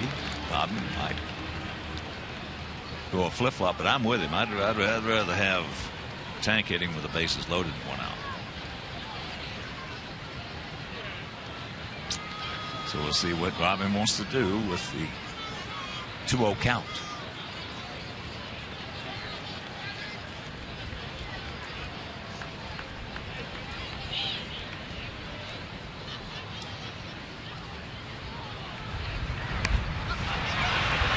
There's the bunt. That's a good one. And the ball is thrown away. So we got ourselves a tie ball game. Eaton at third. Runners at the corners. Nobody out. Yes. Eaton scores a second run, and he did it on a heads-up base running play because he noticed when that ball came in the infield, nobody was paying any attention to him. I looked down myself. I didn't see him start. Well, he took off and he scored easily, and by the time they looked up in the infield, and this is a good defensive team. They're having a very bad defensive inning. That one looked like a lob shot that just died, thrown away. And so Semien stops for the moment, stays at first. When Myers has problems picking it up, he just lobs it back in the infield. And here comes Adam Eaton. And they can't get off a throw. So a 2-1 Sox lead here.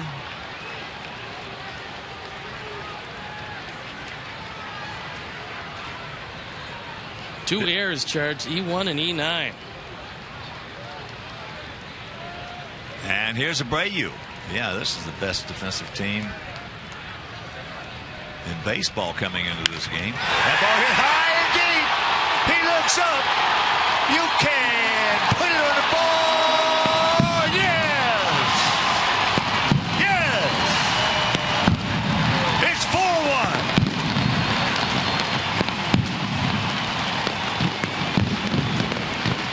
And a new rookie record for RBIs in the month of April. And he extends the home run record for rookies in the month of April to 10. Well, because they got him on a few changeups the last couple of days, Price goes back to a changeup. The only difference is this ball is up and out over the plate. Our Ford home run replay, he doesn't hit him to left center too often. He will on off-speed pitches. That's exactly what it was, and that was a no-doubter.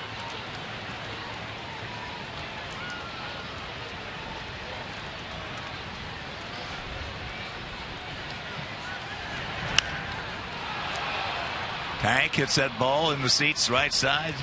Souvenir. Man, is this, these guys fun to watch. They are fun to watch. When you got speed, you got power. And you got a guy named Micah Johnson waiting in the wings to add maybe the best speed in all of baseball.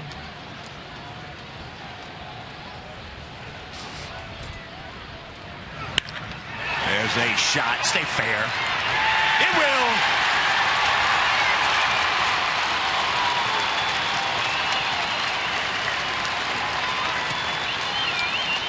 So that's the 9th two-bagger for Viciado.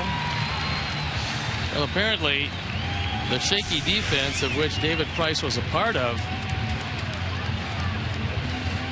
is allowing him to lose some of that concentration because he throws a fastball. It's on the outer third, and Viciado takes it right down the line.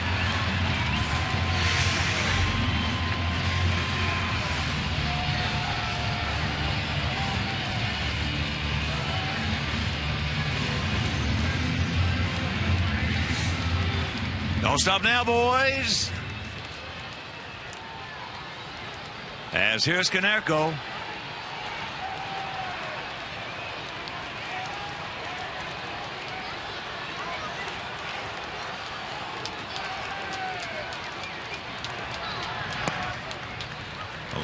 nice pick. 4, 6, and 1 for us. 1, 4, and 3 for them.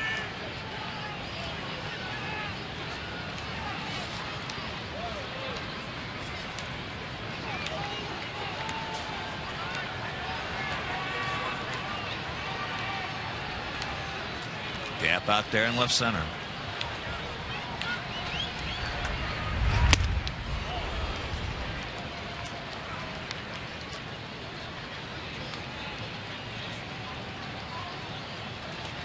Of course, with that home run by Abreu, Alex Nelly, his family, with another donation to White Sox charities in loving memory of Ursula. And Alex, over the years, has donated over $250,000 to White Sox charities.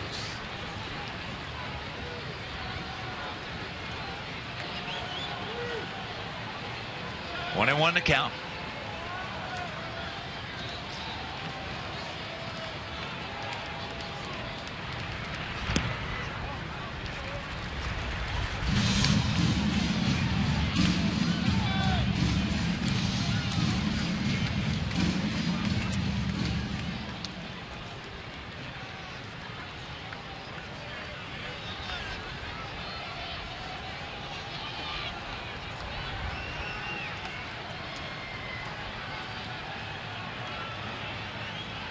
Right here, Paulie. Touch him up.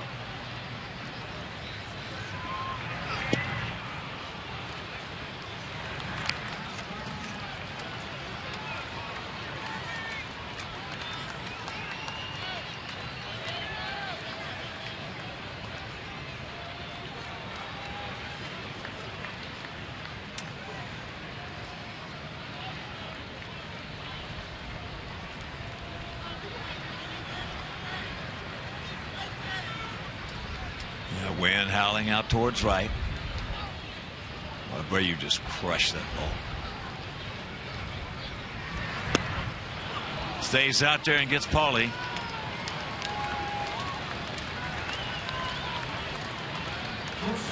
So 6 strikeouts now for Price. And a reminder, join the WhiteSox.com blacklist for free and receive the White Sox Wire email newsletter. Also exclusive ticket offers and pre-sales, video sneak peeks, breaking news alerts, and more. Visit WhiteSox.com/blacklist. Big run sitting out there, Alexei. You can't hit the ball any harder than he hit it last time, only to be robbed by Jennings. A beautiful play by Desmond Jennings on a low liner. There's a two-hopper in the hole, right over the top. High throw! Well, we're seeing something. And the run is going to score. You don't see, so here comes Viciado. And it's a 5-1 Sox lead. Tampa Ball Club very seldom gives you anything, and now in this inning alone, giving us a bunch of runs. Well, it's been a very charitable inning on the part of the defense as Escobar just airmails Loney. This ball one hops into the dugout. And Viciado scores the 5th run. So a 4-run lead. And still Ramirez in scoring position.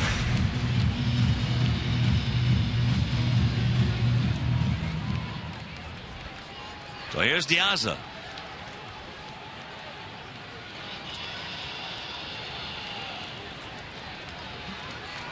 Yeah, they came here with a total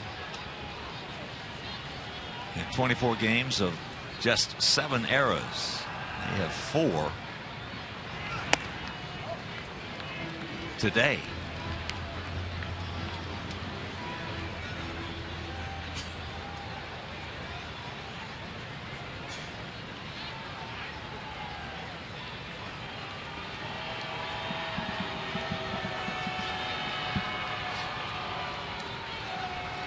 Pretty amazing. I believe it's been a long time since this Tampa Bay team has made 4 errors in 1 inning. Well, since Joe Madden's been over there, we've never seen him make.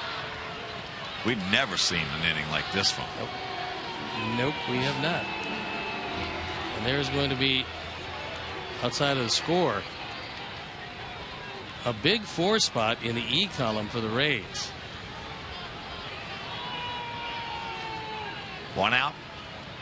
And the 1-1 pitch.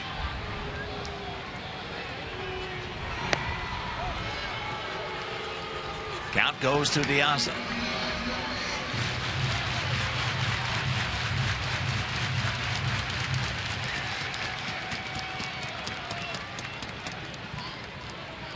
Nice crowd here on Family Day, if you're just tuning in.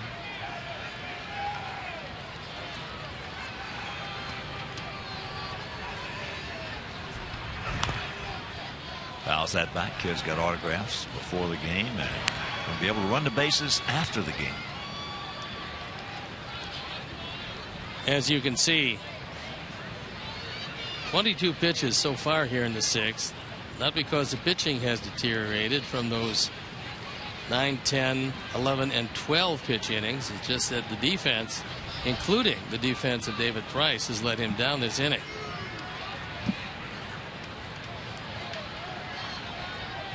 Pick him up, Alejandro. Line shot. Dropped. Now they're calling him out. He didn't have to make that throw to first base, but when he bobbled the ball, like he had a chance to get back into second. Well, that goes right back to taking it out of the glove. Yeah, possession has to be assured. They've changed that rule because of replay. But right there, he's out, and on the transfer, they had already called him out. Well, that's going to be a bone of contention still down the road a little bit. They're going to have to clarify that a lot more, because the umpires are now having to call something that they have never had to call before. It was just their discretion. So here's Tyler, 0 for 2 with a couple of strikeouts. Takes first pitch strike.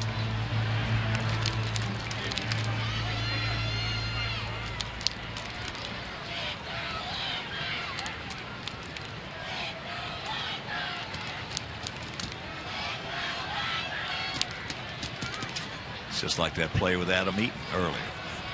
He caught the ball, but he did not take it out of his glove with total control, so they called it a no catch.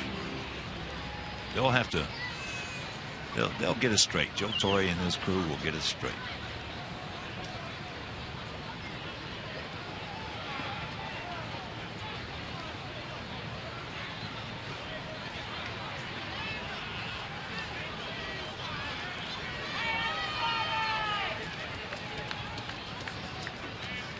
Gap out there in left center. And that is in the mezzanine. Molina out to have a word with Price.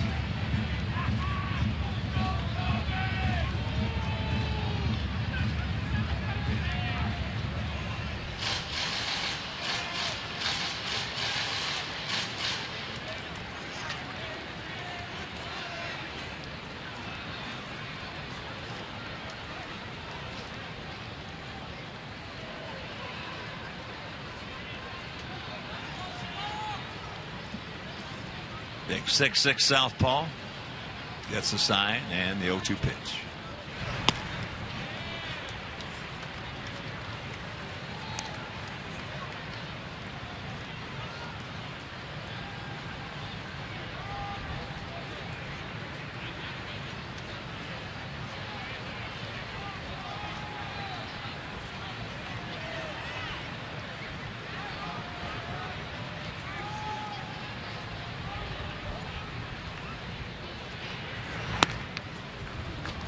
Count evens at 2.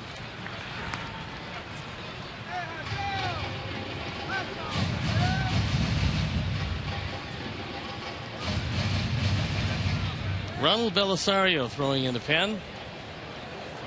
It's been a long time between innings. And just in case, Carroll might stiffen up somewhat. Robin has got Belisario ready. He's been our most effective relief pitcher for quite some time. He has put a settling effect on that bullpen as he gets him. Tyler did not like the call. But a big crooked number goes up on that board. We'll go to the 7th, leading 5-1.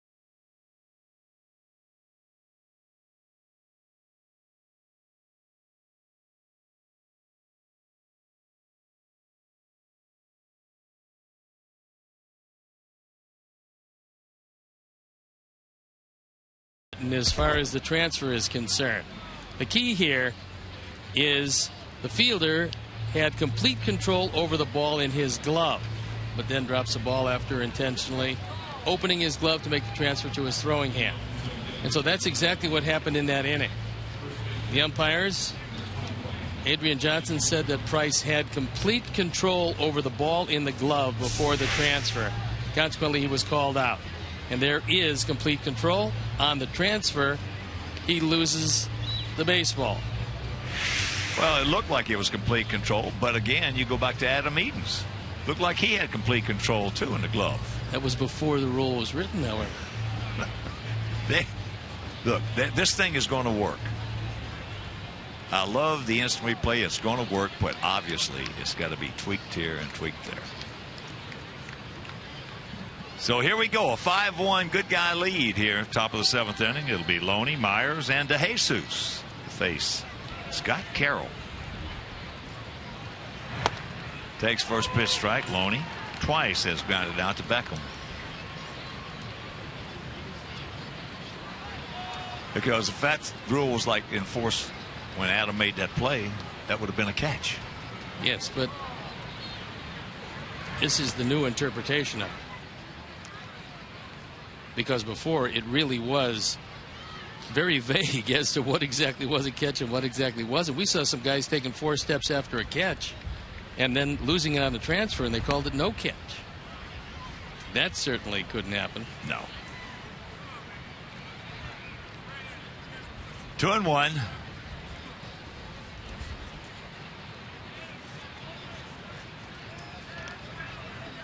Three and 1. No walks.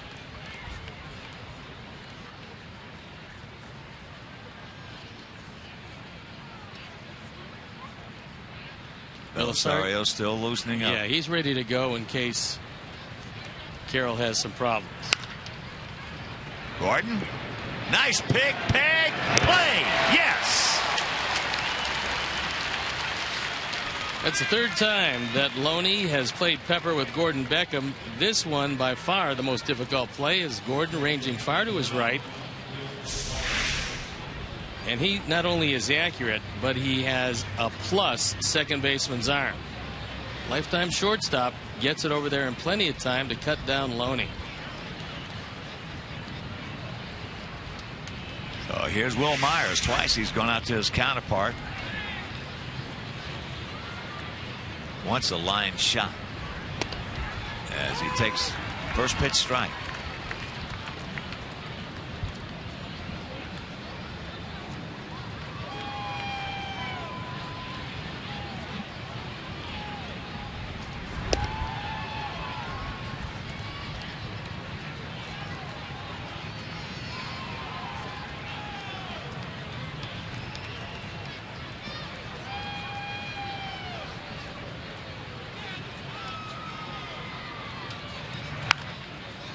That's into left field. He broke back. Now has to come on strong. Now it's Alexei. Can't make the play. He broke straight back 3 steps. Froze, came forward, and could not make the play.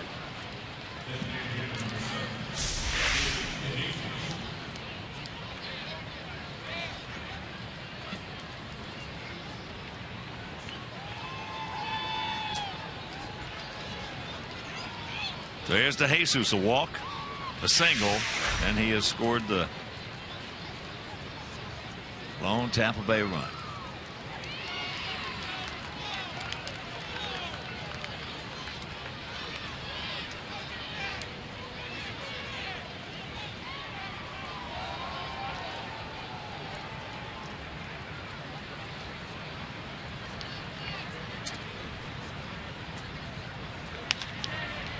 Ground ball. They're going to go to second. Can't get him at first. Good try. 2 down.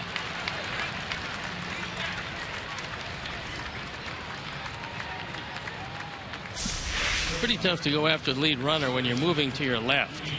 But Gordon, as he was going after the baseball, he was putting himself in position to make this throw. And Myers hopping over the baseball slowed him down. They cannot get the play back at first, but they cut down the lead runner. And there's a look at a pretty impressive line score. Nary an earned run to this point. Well, Gordon has supreme confidence in his defensive skills, both with the accuracy and the strength.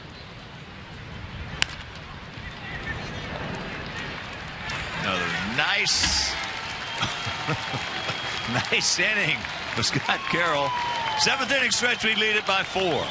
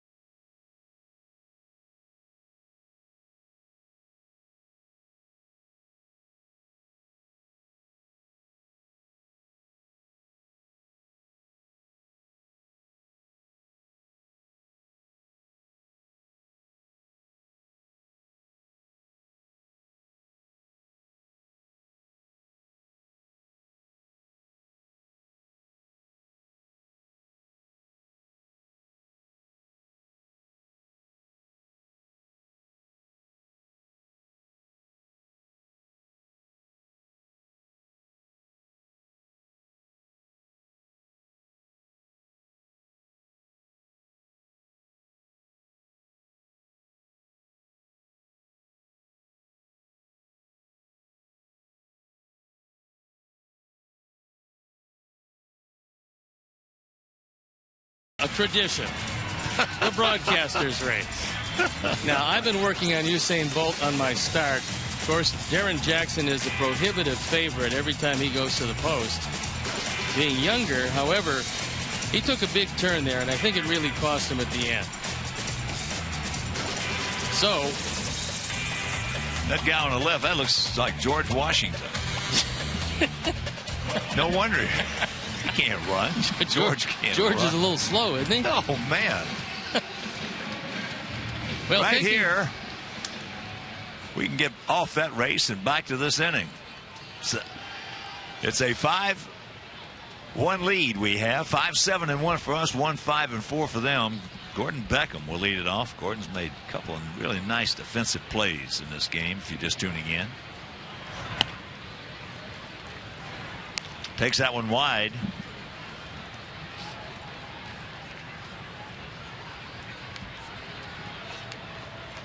Other scores. Kansas City leading Baltimore 8-2. That pitch is outside. Let's see who's doing something in that game. I'll tell you, these iPad, if you don't have MLB at bat, you're missing out if you're a baseball fan. That is a tremendous app. Well, not only do you get all the news around baseball, you get it immediately, but also you get to watch all the games. You get to then watch all the highlight packages if you don't want to see the game, or if you don't have a chance to see it as it's being played. Ball hit hard but foul. So the count 2-2. Yeah, if you're a baseball fan, that's a must.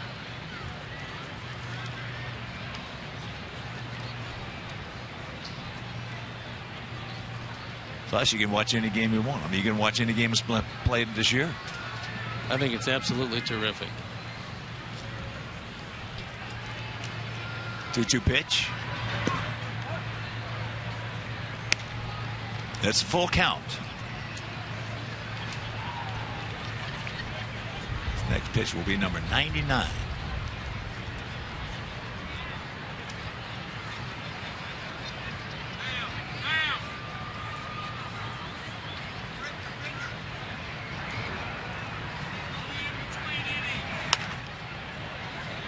Goes after ball 4.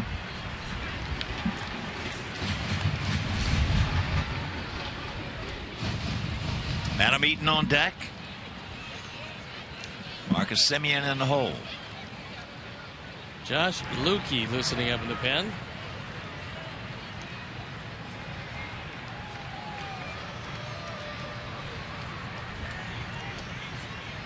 Once again, the payoff. He did not go, and there's ball 4.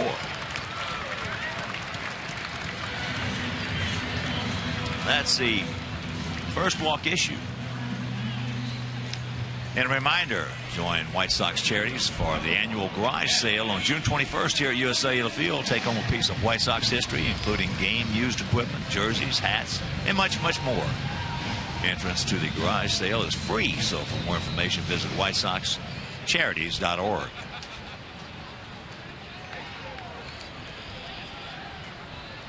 Adam Eaton is 2 for 3 with a run scored.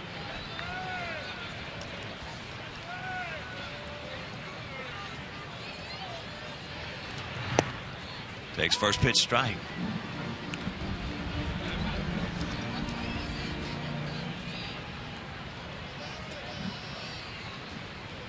And if you're just tuning in, Scott Carroll, the age of 29, making his major league debut, and he has been just sensational.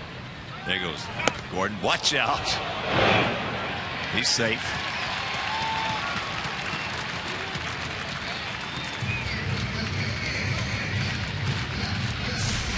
Molina is not at the strong-armed portion of his career. As that ball looped down to second, Gordon able to beat it easily. Got a very good jump.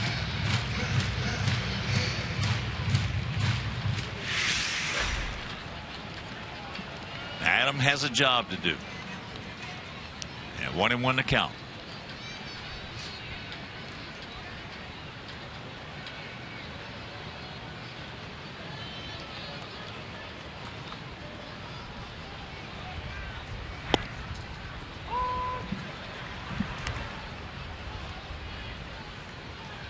1-2. What a job by Scott Carroll. That's why this is such a beautiful game. Here you got Scott Carroll, 29-year-old rookie, making his major league debut against one of the best left-handers in the game, in David Price. And he's dominating David Price at this point. It's up high. I think I told you the story about Roger Clemens when he was pitching for the Red Sox. We go in there to play them. We had some guys down. We had to call up a kid, 6'5", right-hander, soft tosser, making his major league debut against Roger Clemens at Fenway. And I asked Don, my partner, Don Drysdale, tell me, what are the odds on this? He said, there are none. Meanwhile, the kid threw like a 3-hit shutout against him. And we win.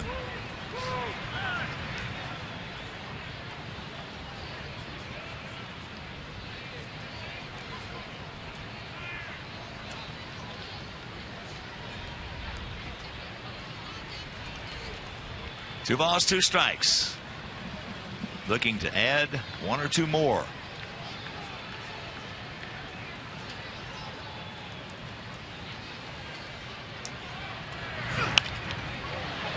Jammed him, pops him up. Could be trouble. It is. Falls in nicely for his third hit. So runners at the corners and nobody out.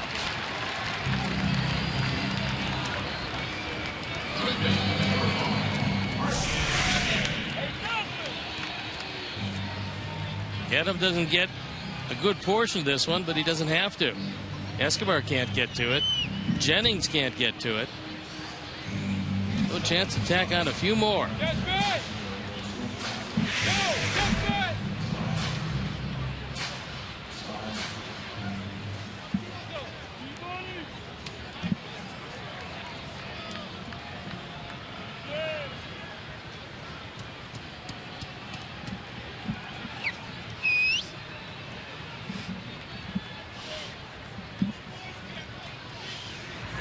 There's a ball hit hard. That's a base hit. Get through. Get by it.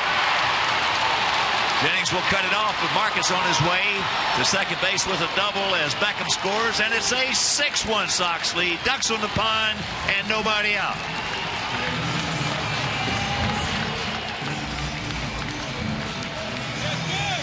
That's RBI number 14 for Marcus Semien.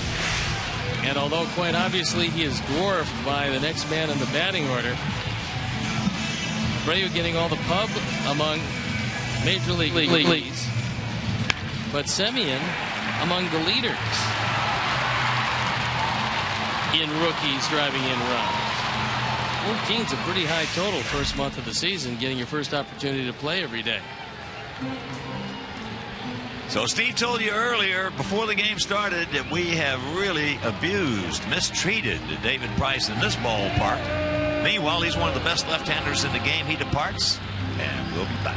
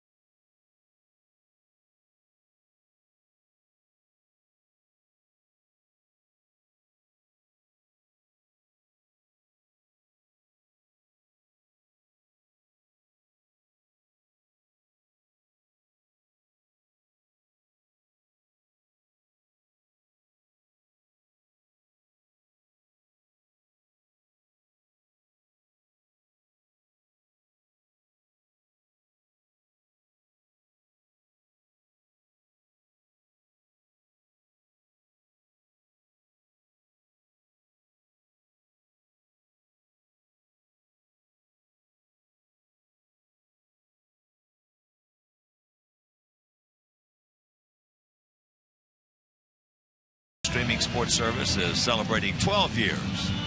So join the millions of subscribers. Watch every out-of-market game live in True HD on over 400 devices. Visit whitesox.com for more details. So with David Price out of the ball game, Josh Lukey comes into it. He's 0-1, ERA .405, on for the 12th time. 16 hits and 13 in the third isn't all that good. And right-handers have hit him better than left-handers. So an opportunity with 2 runners in scoring position to add to this 5-run lead. And a 2-run homer last time up by Jose Abreu. This gave him the all-time rookie record for runs batted in April.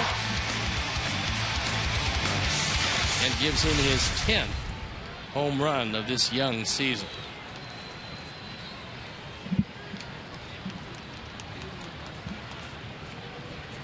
Nobody out. Infield in. Breaking ball, no.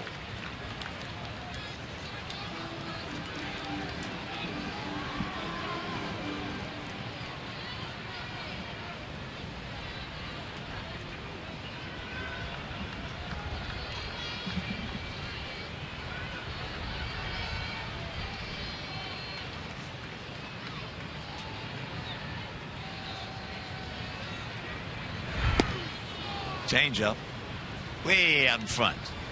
After the 2-homer game that Abreu had in the opener culminated with the grand slam of the ninth, I talked to Joe Madden the next day about him. He said, you know, all I've been able to do is read about him. I read that he was strong. He goes, but there's just a different sound when the ball comes off his bat. He said he's a very dangerous hitter now, and he's got a chance to be one of the great run producers around. He said reminds him a lot of Miguel Cabrera when he was younger. And there's a base hit. That's going to score 2 more. So he now has 4 RBIs, 31.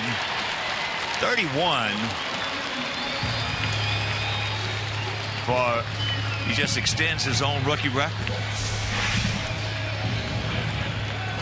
In 2 innings, 4 driven in, and that time Lukey tries to throw that fastball in on his hands.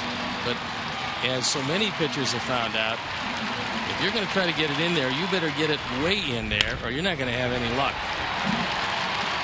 So it's an 8-1 Sox lead.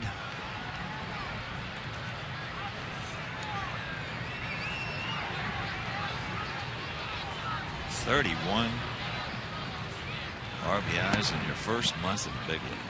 How about that? Well, obviously we've never seen it done. Nope. I'm not sure you're likely to see it done anytime soon. Not anytime soon.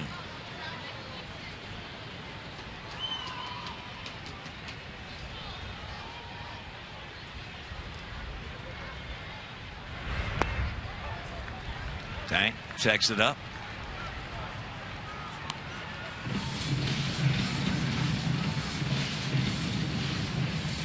Tank doubled and scored last inning.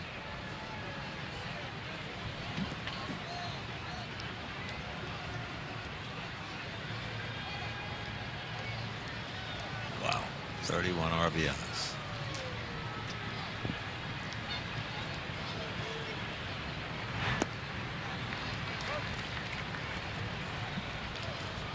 Well, 1-2 in AL rookie run producers. Jose Abreu by a wide margin over Marcus Semien, but it doesn't diminish the start that Marcus has gotten off to. Castellanos, Solarte, the next 2 in line. 3-0 pitch. And there's ball 4.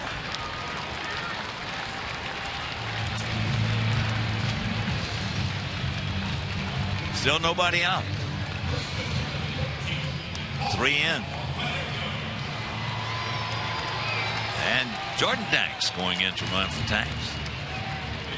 And the day is done for David Price at 6+ innings, 8 runs, 6 of them earned. He gave up 9 hits, walk 1 and fan 7.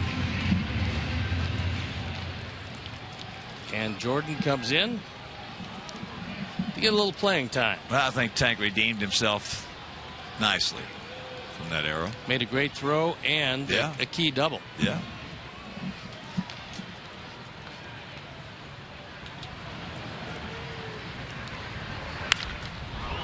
High right side pop up.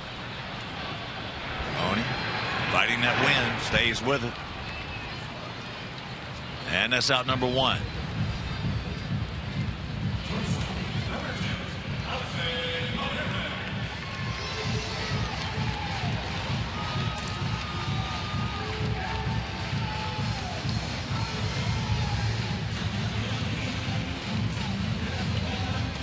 Daniel Webb throwing in the pen.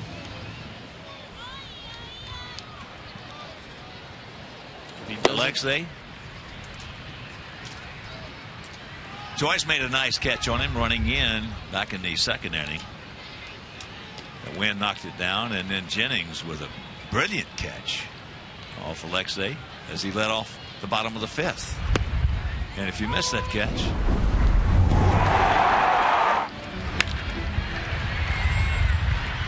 he had a great jump and made the play. And that wind swirling hard around home plate. Well, Danny Webb does indeed come into this one. There is no doubt that the entire Carroll family will be celebrating tonight in this Major League debut because it was brilliant. Well, he's going to get a standing O from a couple of broadcasters sitting right here, too. Because there's a base hit up the middle. Here comes Abreu. He's going to score and it's a 9-1.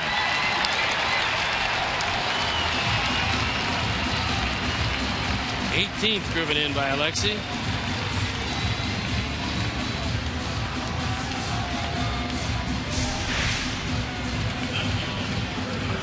Takes that fastball down, out over the plate, and takes it right back up the middle. Sometimes the deals that you don't make are the best deals you make. Now, a lot of people were after him in the wintertime. That's right. I mean, a lot of people. Better believe it. He's just a different player this year. Of course, as some of you did not hear, we talked about last year how he was not the same. Something was wrong. We didn't know what it was. And what had happened was that last year during spring training, his father-in-law, who he loved like his own dad, was murdered.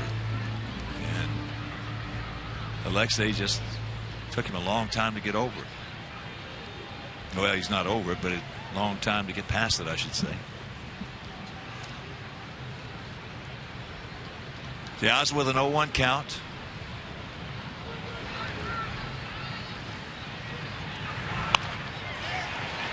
And that is Q caught. Out number 2.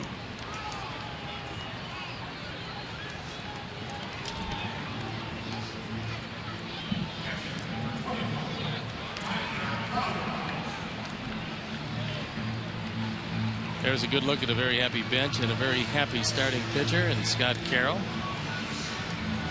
You would think with Webb continuing to throw in the bullpen that would be it for the young man.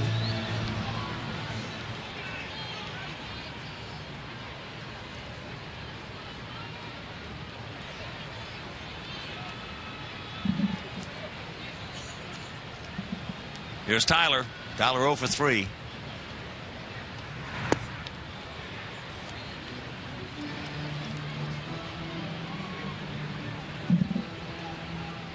Beckham on deck. Gordon started this inning off with a walk.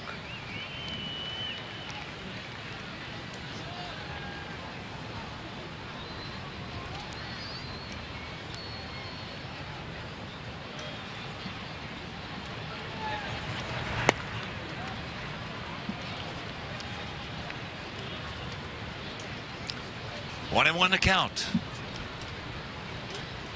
David Price.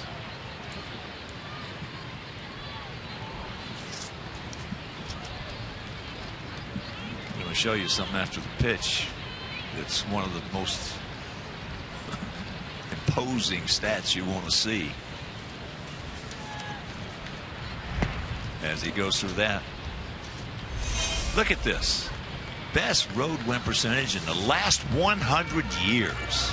Now that is impressive. 42-18 coming into the day. In the last 100 years.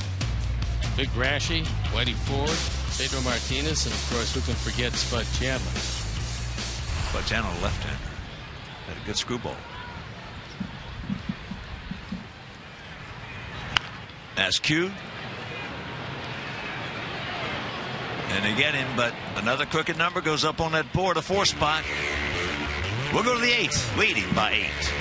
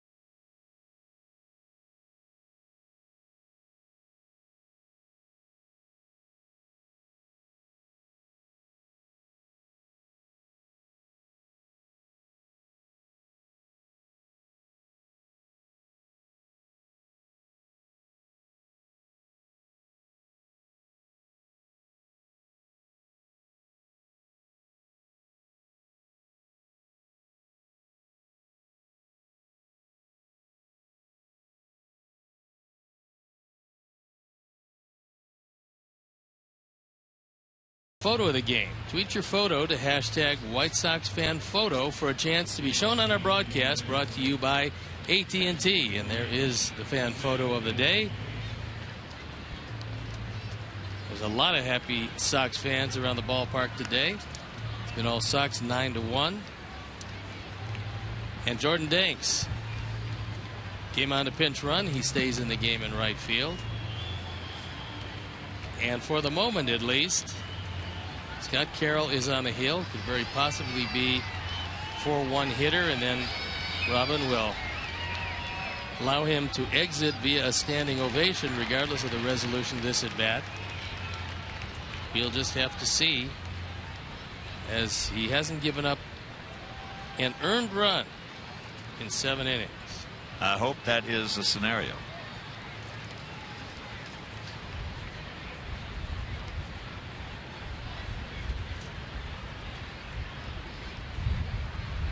So here's Molina.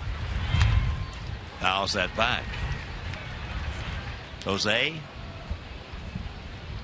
1 for 2, had the first base hit off Scott with 2 out in the 3rd inning. 9-11-1 for our guys, 1-5 and a huge 4, something you don't see the Tampa Bay club do.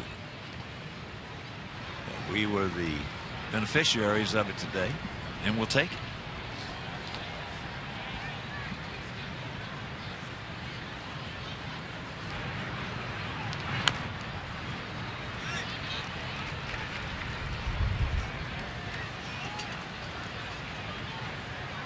And besides a rookie RBI record by Abreu that he broke today, it's the most RBIs since 03 by a White Sox player when the big hurt Frank Thomas did it in a month, and that was in August.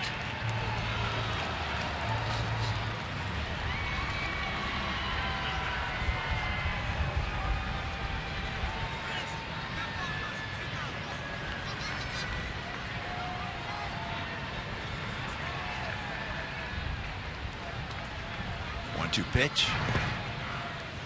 Curveball low. Next pitch will be number 94.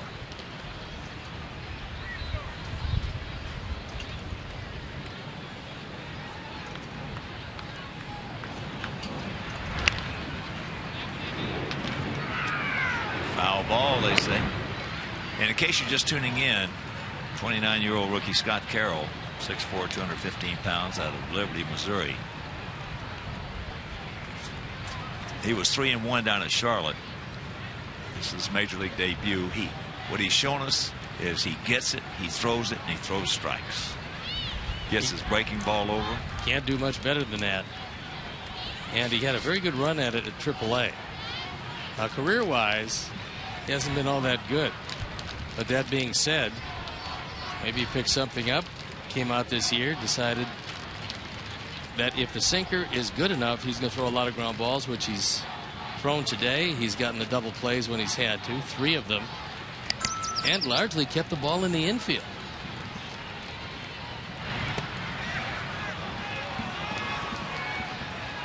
Pretty good pitch, did not get it. Tyler wanted it.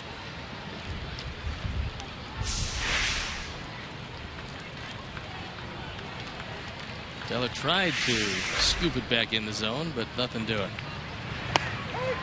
He gone.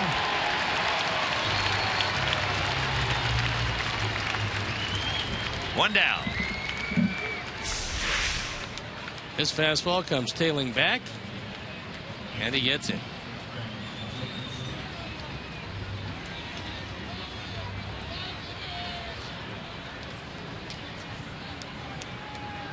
Here's Zobrist. Grounded to second, grounded to first. Then he rocketed the base hit in the right field, trying to stretch it into 2, and Viciedo made a terrific peg to nail him at second.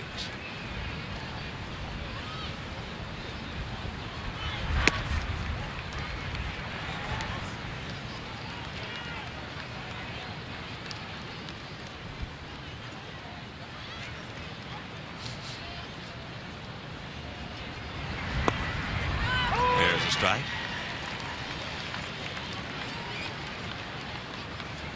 And tomorrow night, finale of this 4-game set. Andre Rienzo, who beat the Tigers, pitched well at Comerica Park. He's on the bump for us against the right-hander Jake Odorizzi. In that game right here on Comcast Sportsnet.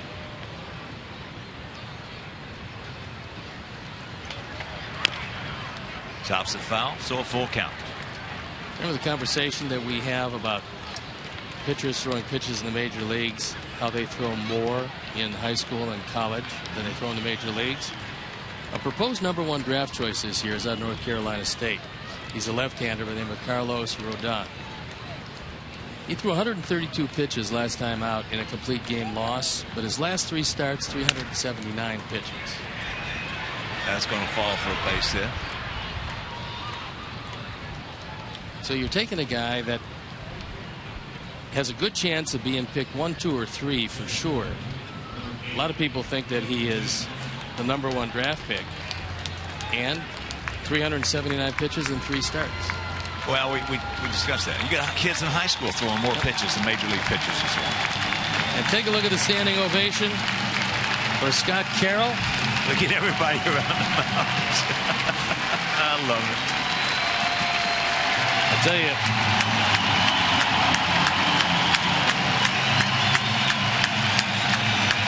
just a wonderful performance, and you can believe that his parents have chills up their spine here today. For the 29-year-old, the study in persistence, a man who never gave up despite having surgery. He's come back, and I'm sure today makes it all worth it. So as he departs, so will we, and we'll be back after these messages.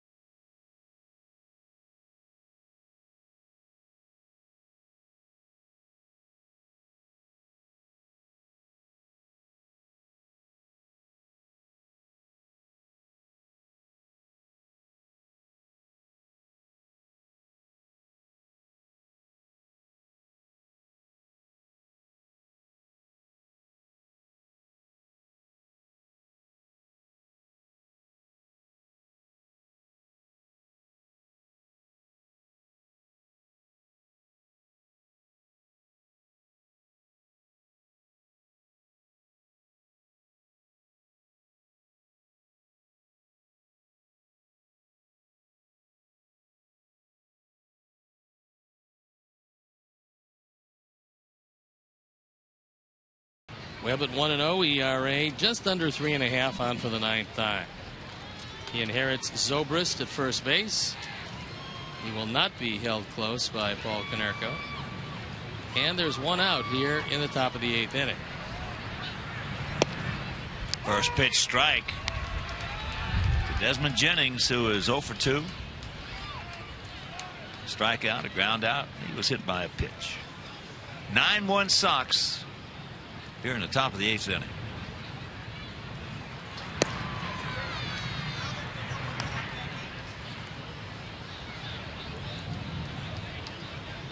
Last Sox starter to go into the 8th inning in his major league debut was Jerry Janeski. And of course, all of you remember him from 1970. Yeah, the San Francisco Giants had a 29-year-old rookie right-hander that won Rookie of the Year. Jack Sanford. Turned out to be a pretty good pitcher. I faced Jack. I played with Jack. Pretty good golfer, too. Pretty impressive numbers. Zobrist is his responsibility.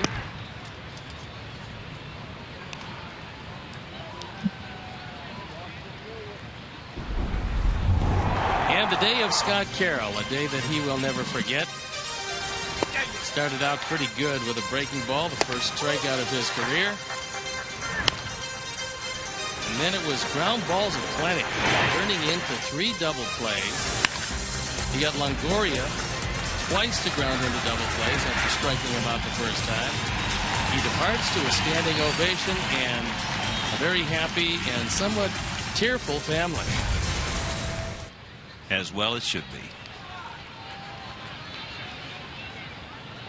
What a thrill for his parents, his family, and his friends.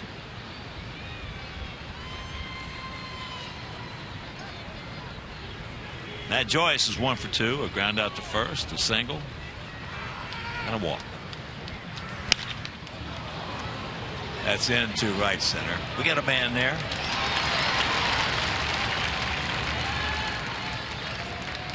Two down.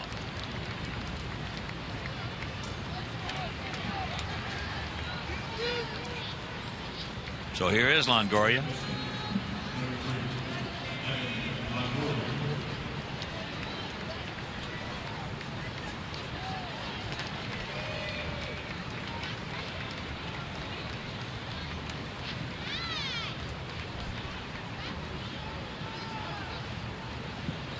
Keith Bell loosening in the pen.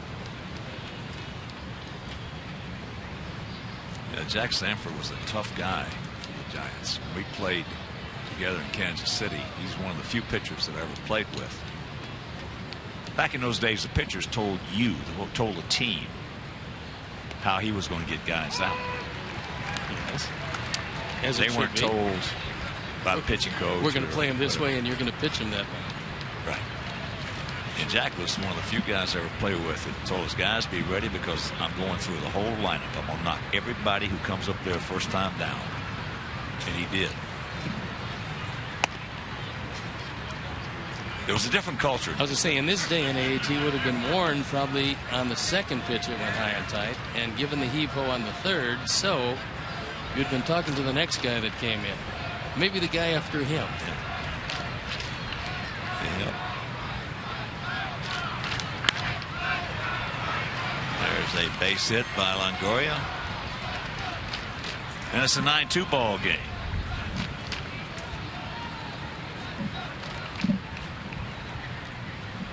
The first earned run charged to Scott Carroll.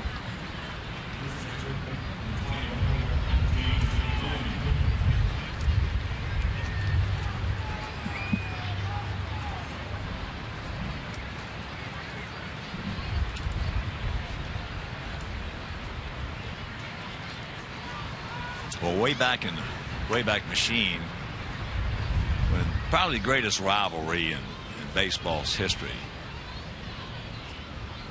were the Giants and the Dodgers. That's probably the greatest rivalry in the history of baseball. And the Giants, they had a pitcher named Sal Magley.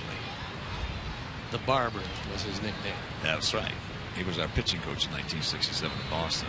He was the guy that every time there's a ground ball, every time they played the Dodgers, he'd say, I'm going to knock everybody down first round. Be ready. Meanwhile, we go to the bottom of the 8th. This 9-2 White Sox.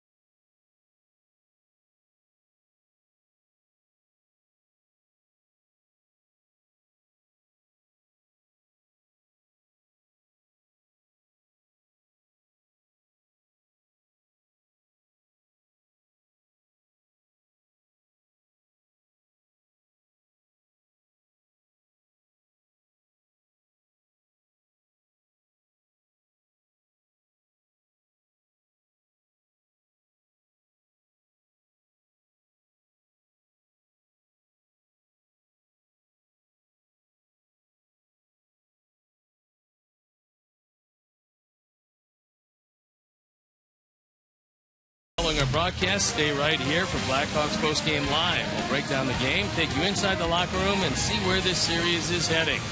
Blackhawks Postgame Live presented by Hawk Ford. Today, following the game right here on CSN. We got a brand new pitcher coming into the ball game, and it is Heath Bell. At one point, a devastating closer. At this point, trying to hang on in the pen, 16 hits in 12 innings. And he's appearing in his 10th game of the year with a very high ERA.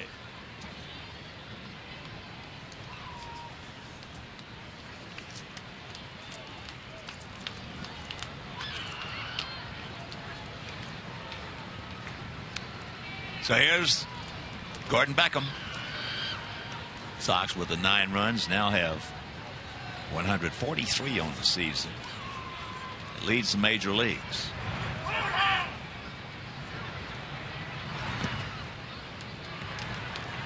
We didn't reach 143 last year till May 17th.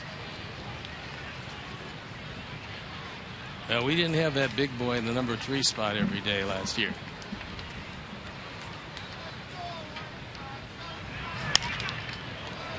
That ball into right field. Myers.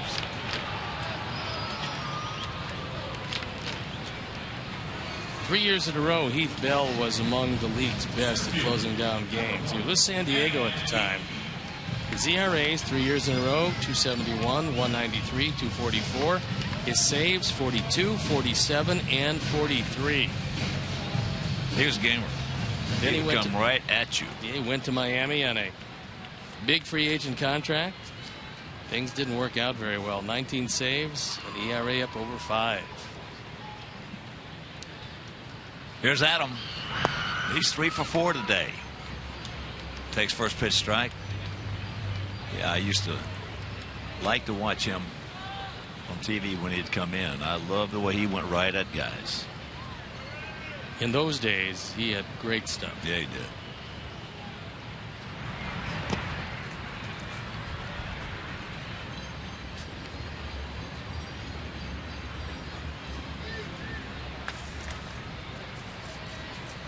Ball is striking out.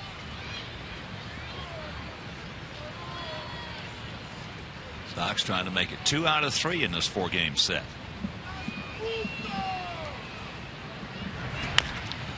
Tomorrow night, the end zone. They just do get it.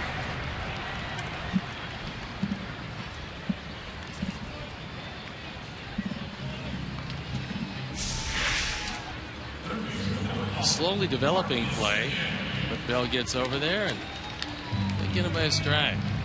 You see where he hit the bag right there. If he hits the bag right there in the first game, we lose. He got the very front part of that bag and beat it by an eyelash. And we went on to win it.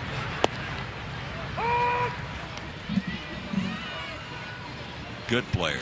Boy, he is fun to watch. Adam Eaton.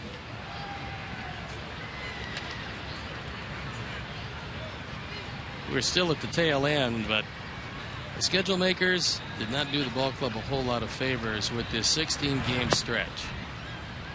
Starting after the off day on the 14th, which was the second, and then the only other off day of the month of April. It was Boston for 3, Texas for 3, Detroit for 4, followed by Tampa Bay for 4, and Detroit for 2. So 16 games playing all contenders, and 2 schools of thought. One is tough schedule. The other is get them before their teams solidify, and you're going to have to play them sometime. You might as well play them. Might as well play them early, and maybe, as happened this year, you find teams with some injuries. You find teams whose bullpens aren't together. You find teams whose starting pitchers can't go deep in the games. And the Sox team has held up pretty well so far. Well, in after a tough all stretch. that, with this team we got, I don't care who we play. I don't care who we play or when we play them. Obviously, if we play Detroit into 2 games, I'd rather not get Verlander and Scherzer. And Scherzer. I will agree with you. But I don't care with this team we got. I don't care. These guys come after you. They don't care who they play either. This is.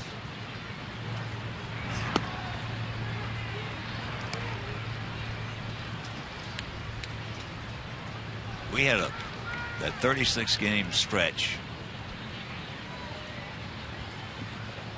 back in 03,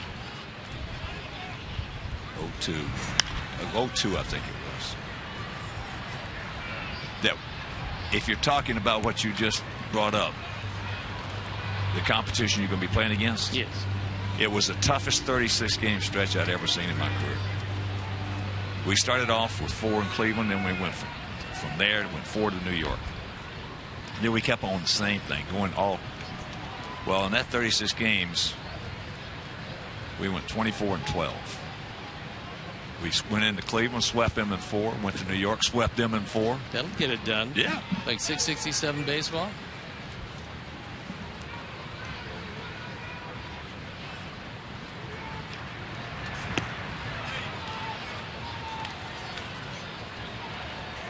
As that'll do it. The 3rd out, so we'll go to the 9th, leading 9-2.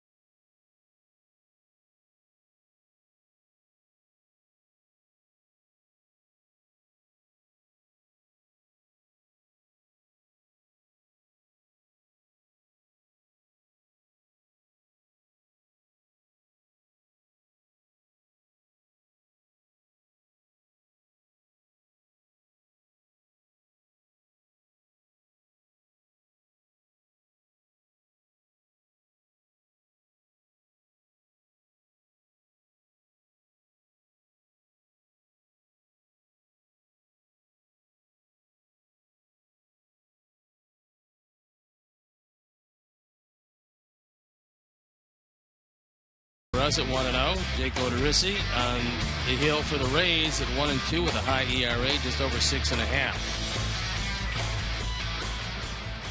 It's the top of the 9th inning and a 7-run lead. We have 9-2 over these guys. Myers will lead it off. Takes a little high neck in. Myers 1 for 3. Hit a little fly ball off the end of the bat, and it fell in for a base hit in left field. First time up, he hit a rocket right to Viciedo and right.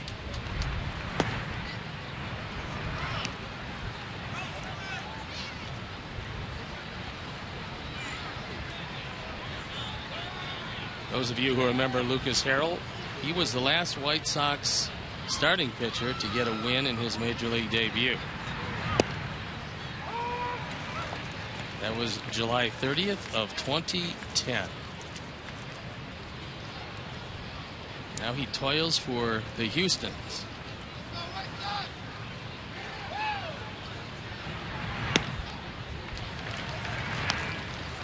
Lucas, nice young man. I pull for him. He didn't have as good a breaking ball as Carroll had when he was with us.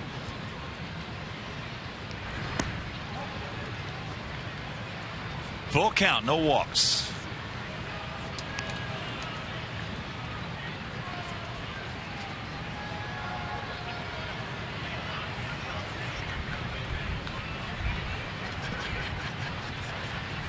Carroll threw 13 ground ball outs today.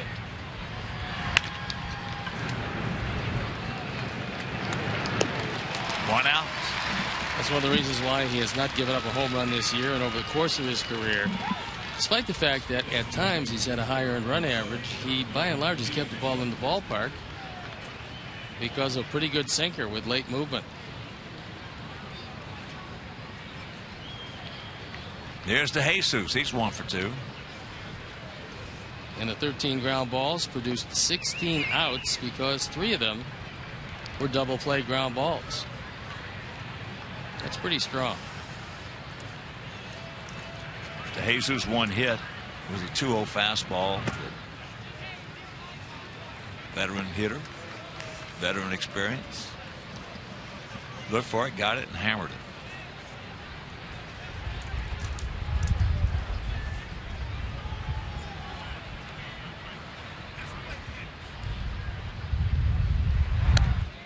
High and wide.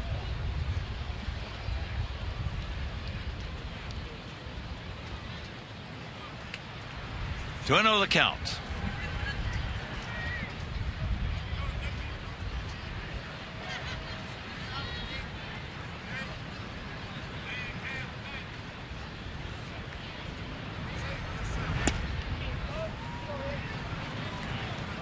Three and the count.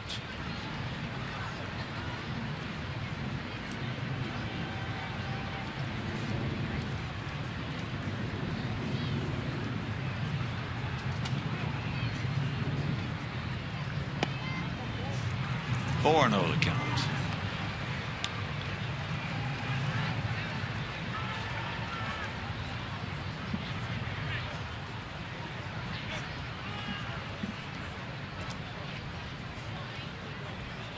So the second walk issued by Webb.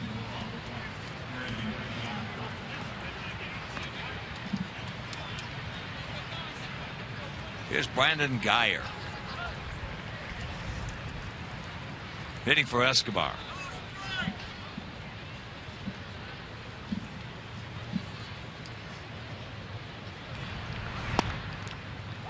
And there's the strike.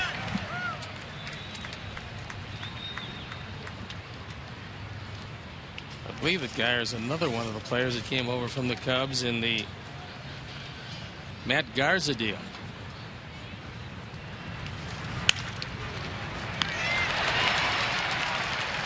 And they put it on him, and this ball game is over.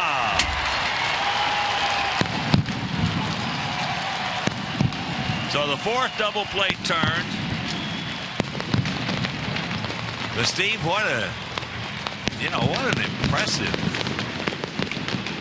What an impressive outing for a 29-year-old rookie. Well, to come in here with your friends and family and a lot of the guys you played football with and everybody else who attended the ball game after waiting 8 years in the minor leagues, never getting an opportunity, going through arm surgery, contemplating retirement, coming back, and to have this kind of major league debut is just thrilling. You know, the family is absolutely bursting with pride. Scott Carroll, got to be about the happiest man in the ballpark. And you can understand why. 7 in the third today, gave up just a 1 earned run, which scored after he departed on 6 hits. He walked only 2. He fanned 3. But all in all, he could not have ordered up a better day against a very good baseball team and against one of the best pitchers in all of baseball, David Price. And let's check out our GMC professional grade player of the game. There he is, 29-year-old, 6'4", 215-pound right-hander Scott Carroll out of Liberty, Missouri. Our GMC player of the game. And right now, let's go down on the field with Jen. Well, thank you very much, guys. Standing by with the player of the game, Scotty Carroll. Have a day. This debut, tremendous. What were your thoughts out there? How did you harness the energy that you know is inevitable with the debut? Absolutely. You know, it was just a whirlwind of emotions, and to come out here, and I knew I was capable of pitching. Scott Carroll, guys, getting a much-deserved shower here on this warmer than normal April day. We'll try to catch up with him in just a moment. All right, you knew that was coming, right? I didn't, to be honest with you. It was a good setup. Anyways, you know, it's been awesome. I'm just so lucky to be out here and really grateful for the opportunity. This has just been an awesome experience. You know, I've been through a lot. It's been a lot to have my family and friends here. But it's an awesome day. I'm just so happy to enjoy it with my friends and family. And success is just, you know, a tribute to my hard work. I'm just proud to be out here today. We spoke to your mom and dad earlier, and your dad said that you did contemplate walking away from this game. How thankful are you now that you chose not to? Oh, the words can't describe it, you know, because there's a time when I did tear my elbow, I was just like, is this the right career choice for me? Am I going to have to pack it up and do something else? But I knew in my heart that is the ability to be on this field and compete with the best of them and excuse me, and get guys out and do what I need to do to be at this level. I know I belong here, and I'm just going to continue to show them. Go enjoy your day. Scott Carroll, guys, and a tremendous debut here with the White Sox. All right. Nice job, Jen Lotta. So, Scott Carroll, what a debut he had. So, for my partner, Steve Stone, our director, Jim Angio, our producer, Mike Leary, our associate producer, Chris Kampka, our technical manager, Mark Harper, for the mayor, Mean Joe Group, and for Mike Mayer, Frank D'Amato, Jeff Hilbert, Doug Bullard. This is a Hawk. So long, everybody. Coming up next, Subaru Postgame Live with Chuck and Bill. You've been watching White Sox Baseball on Comcast Sportsnet.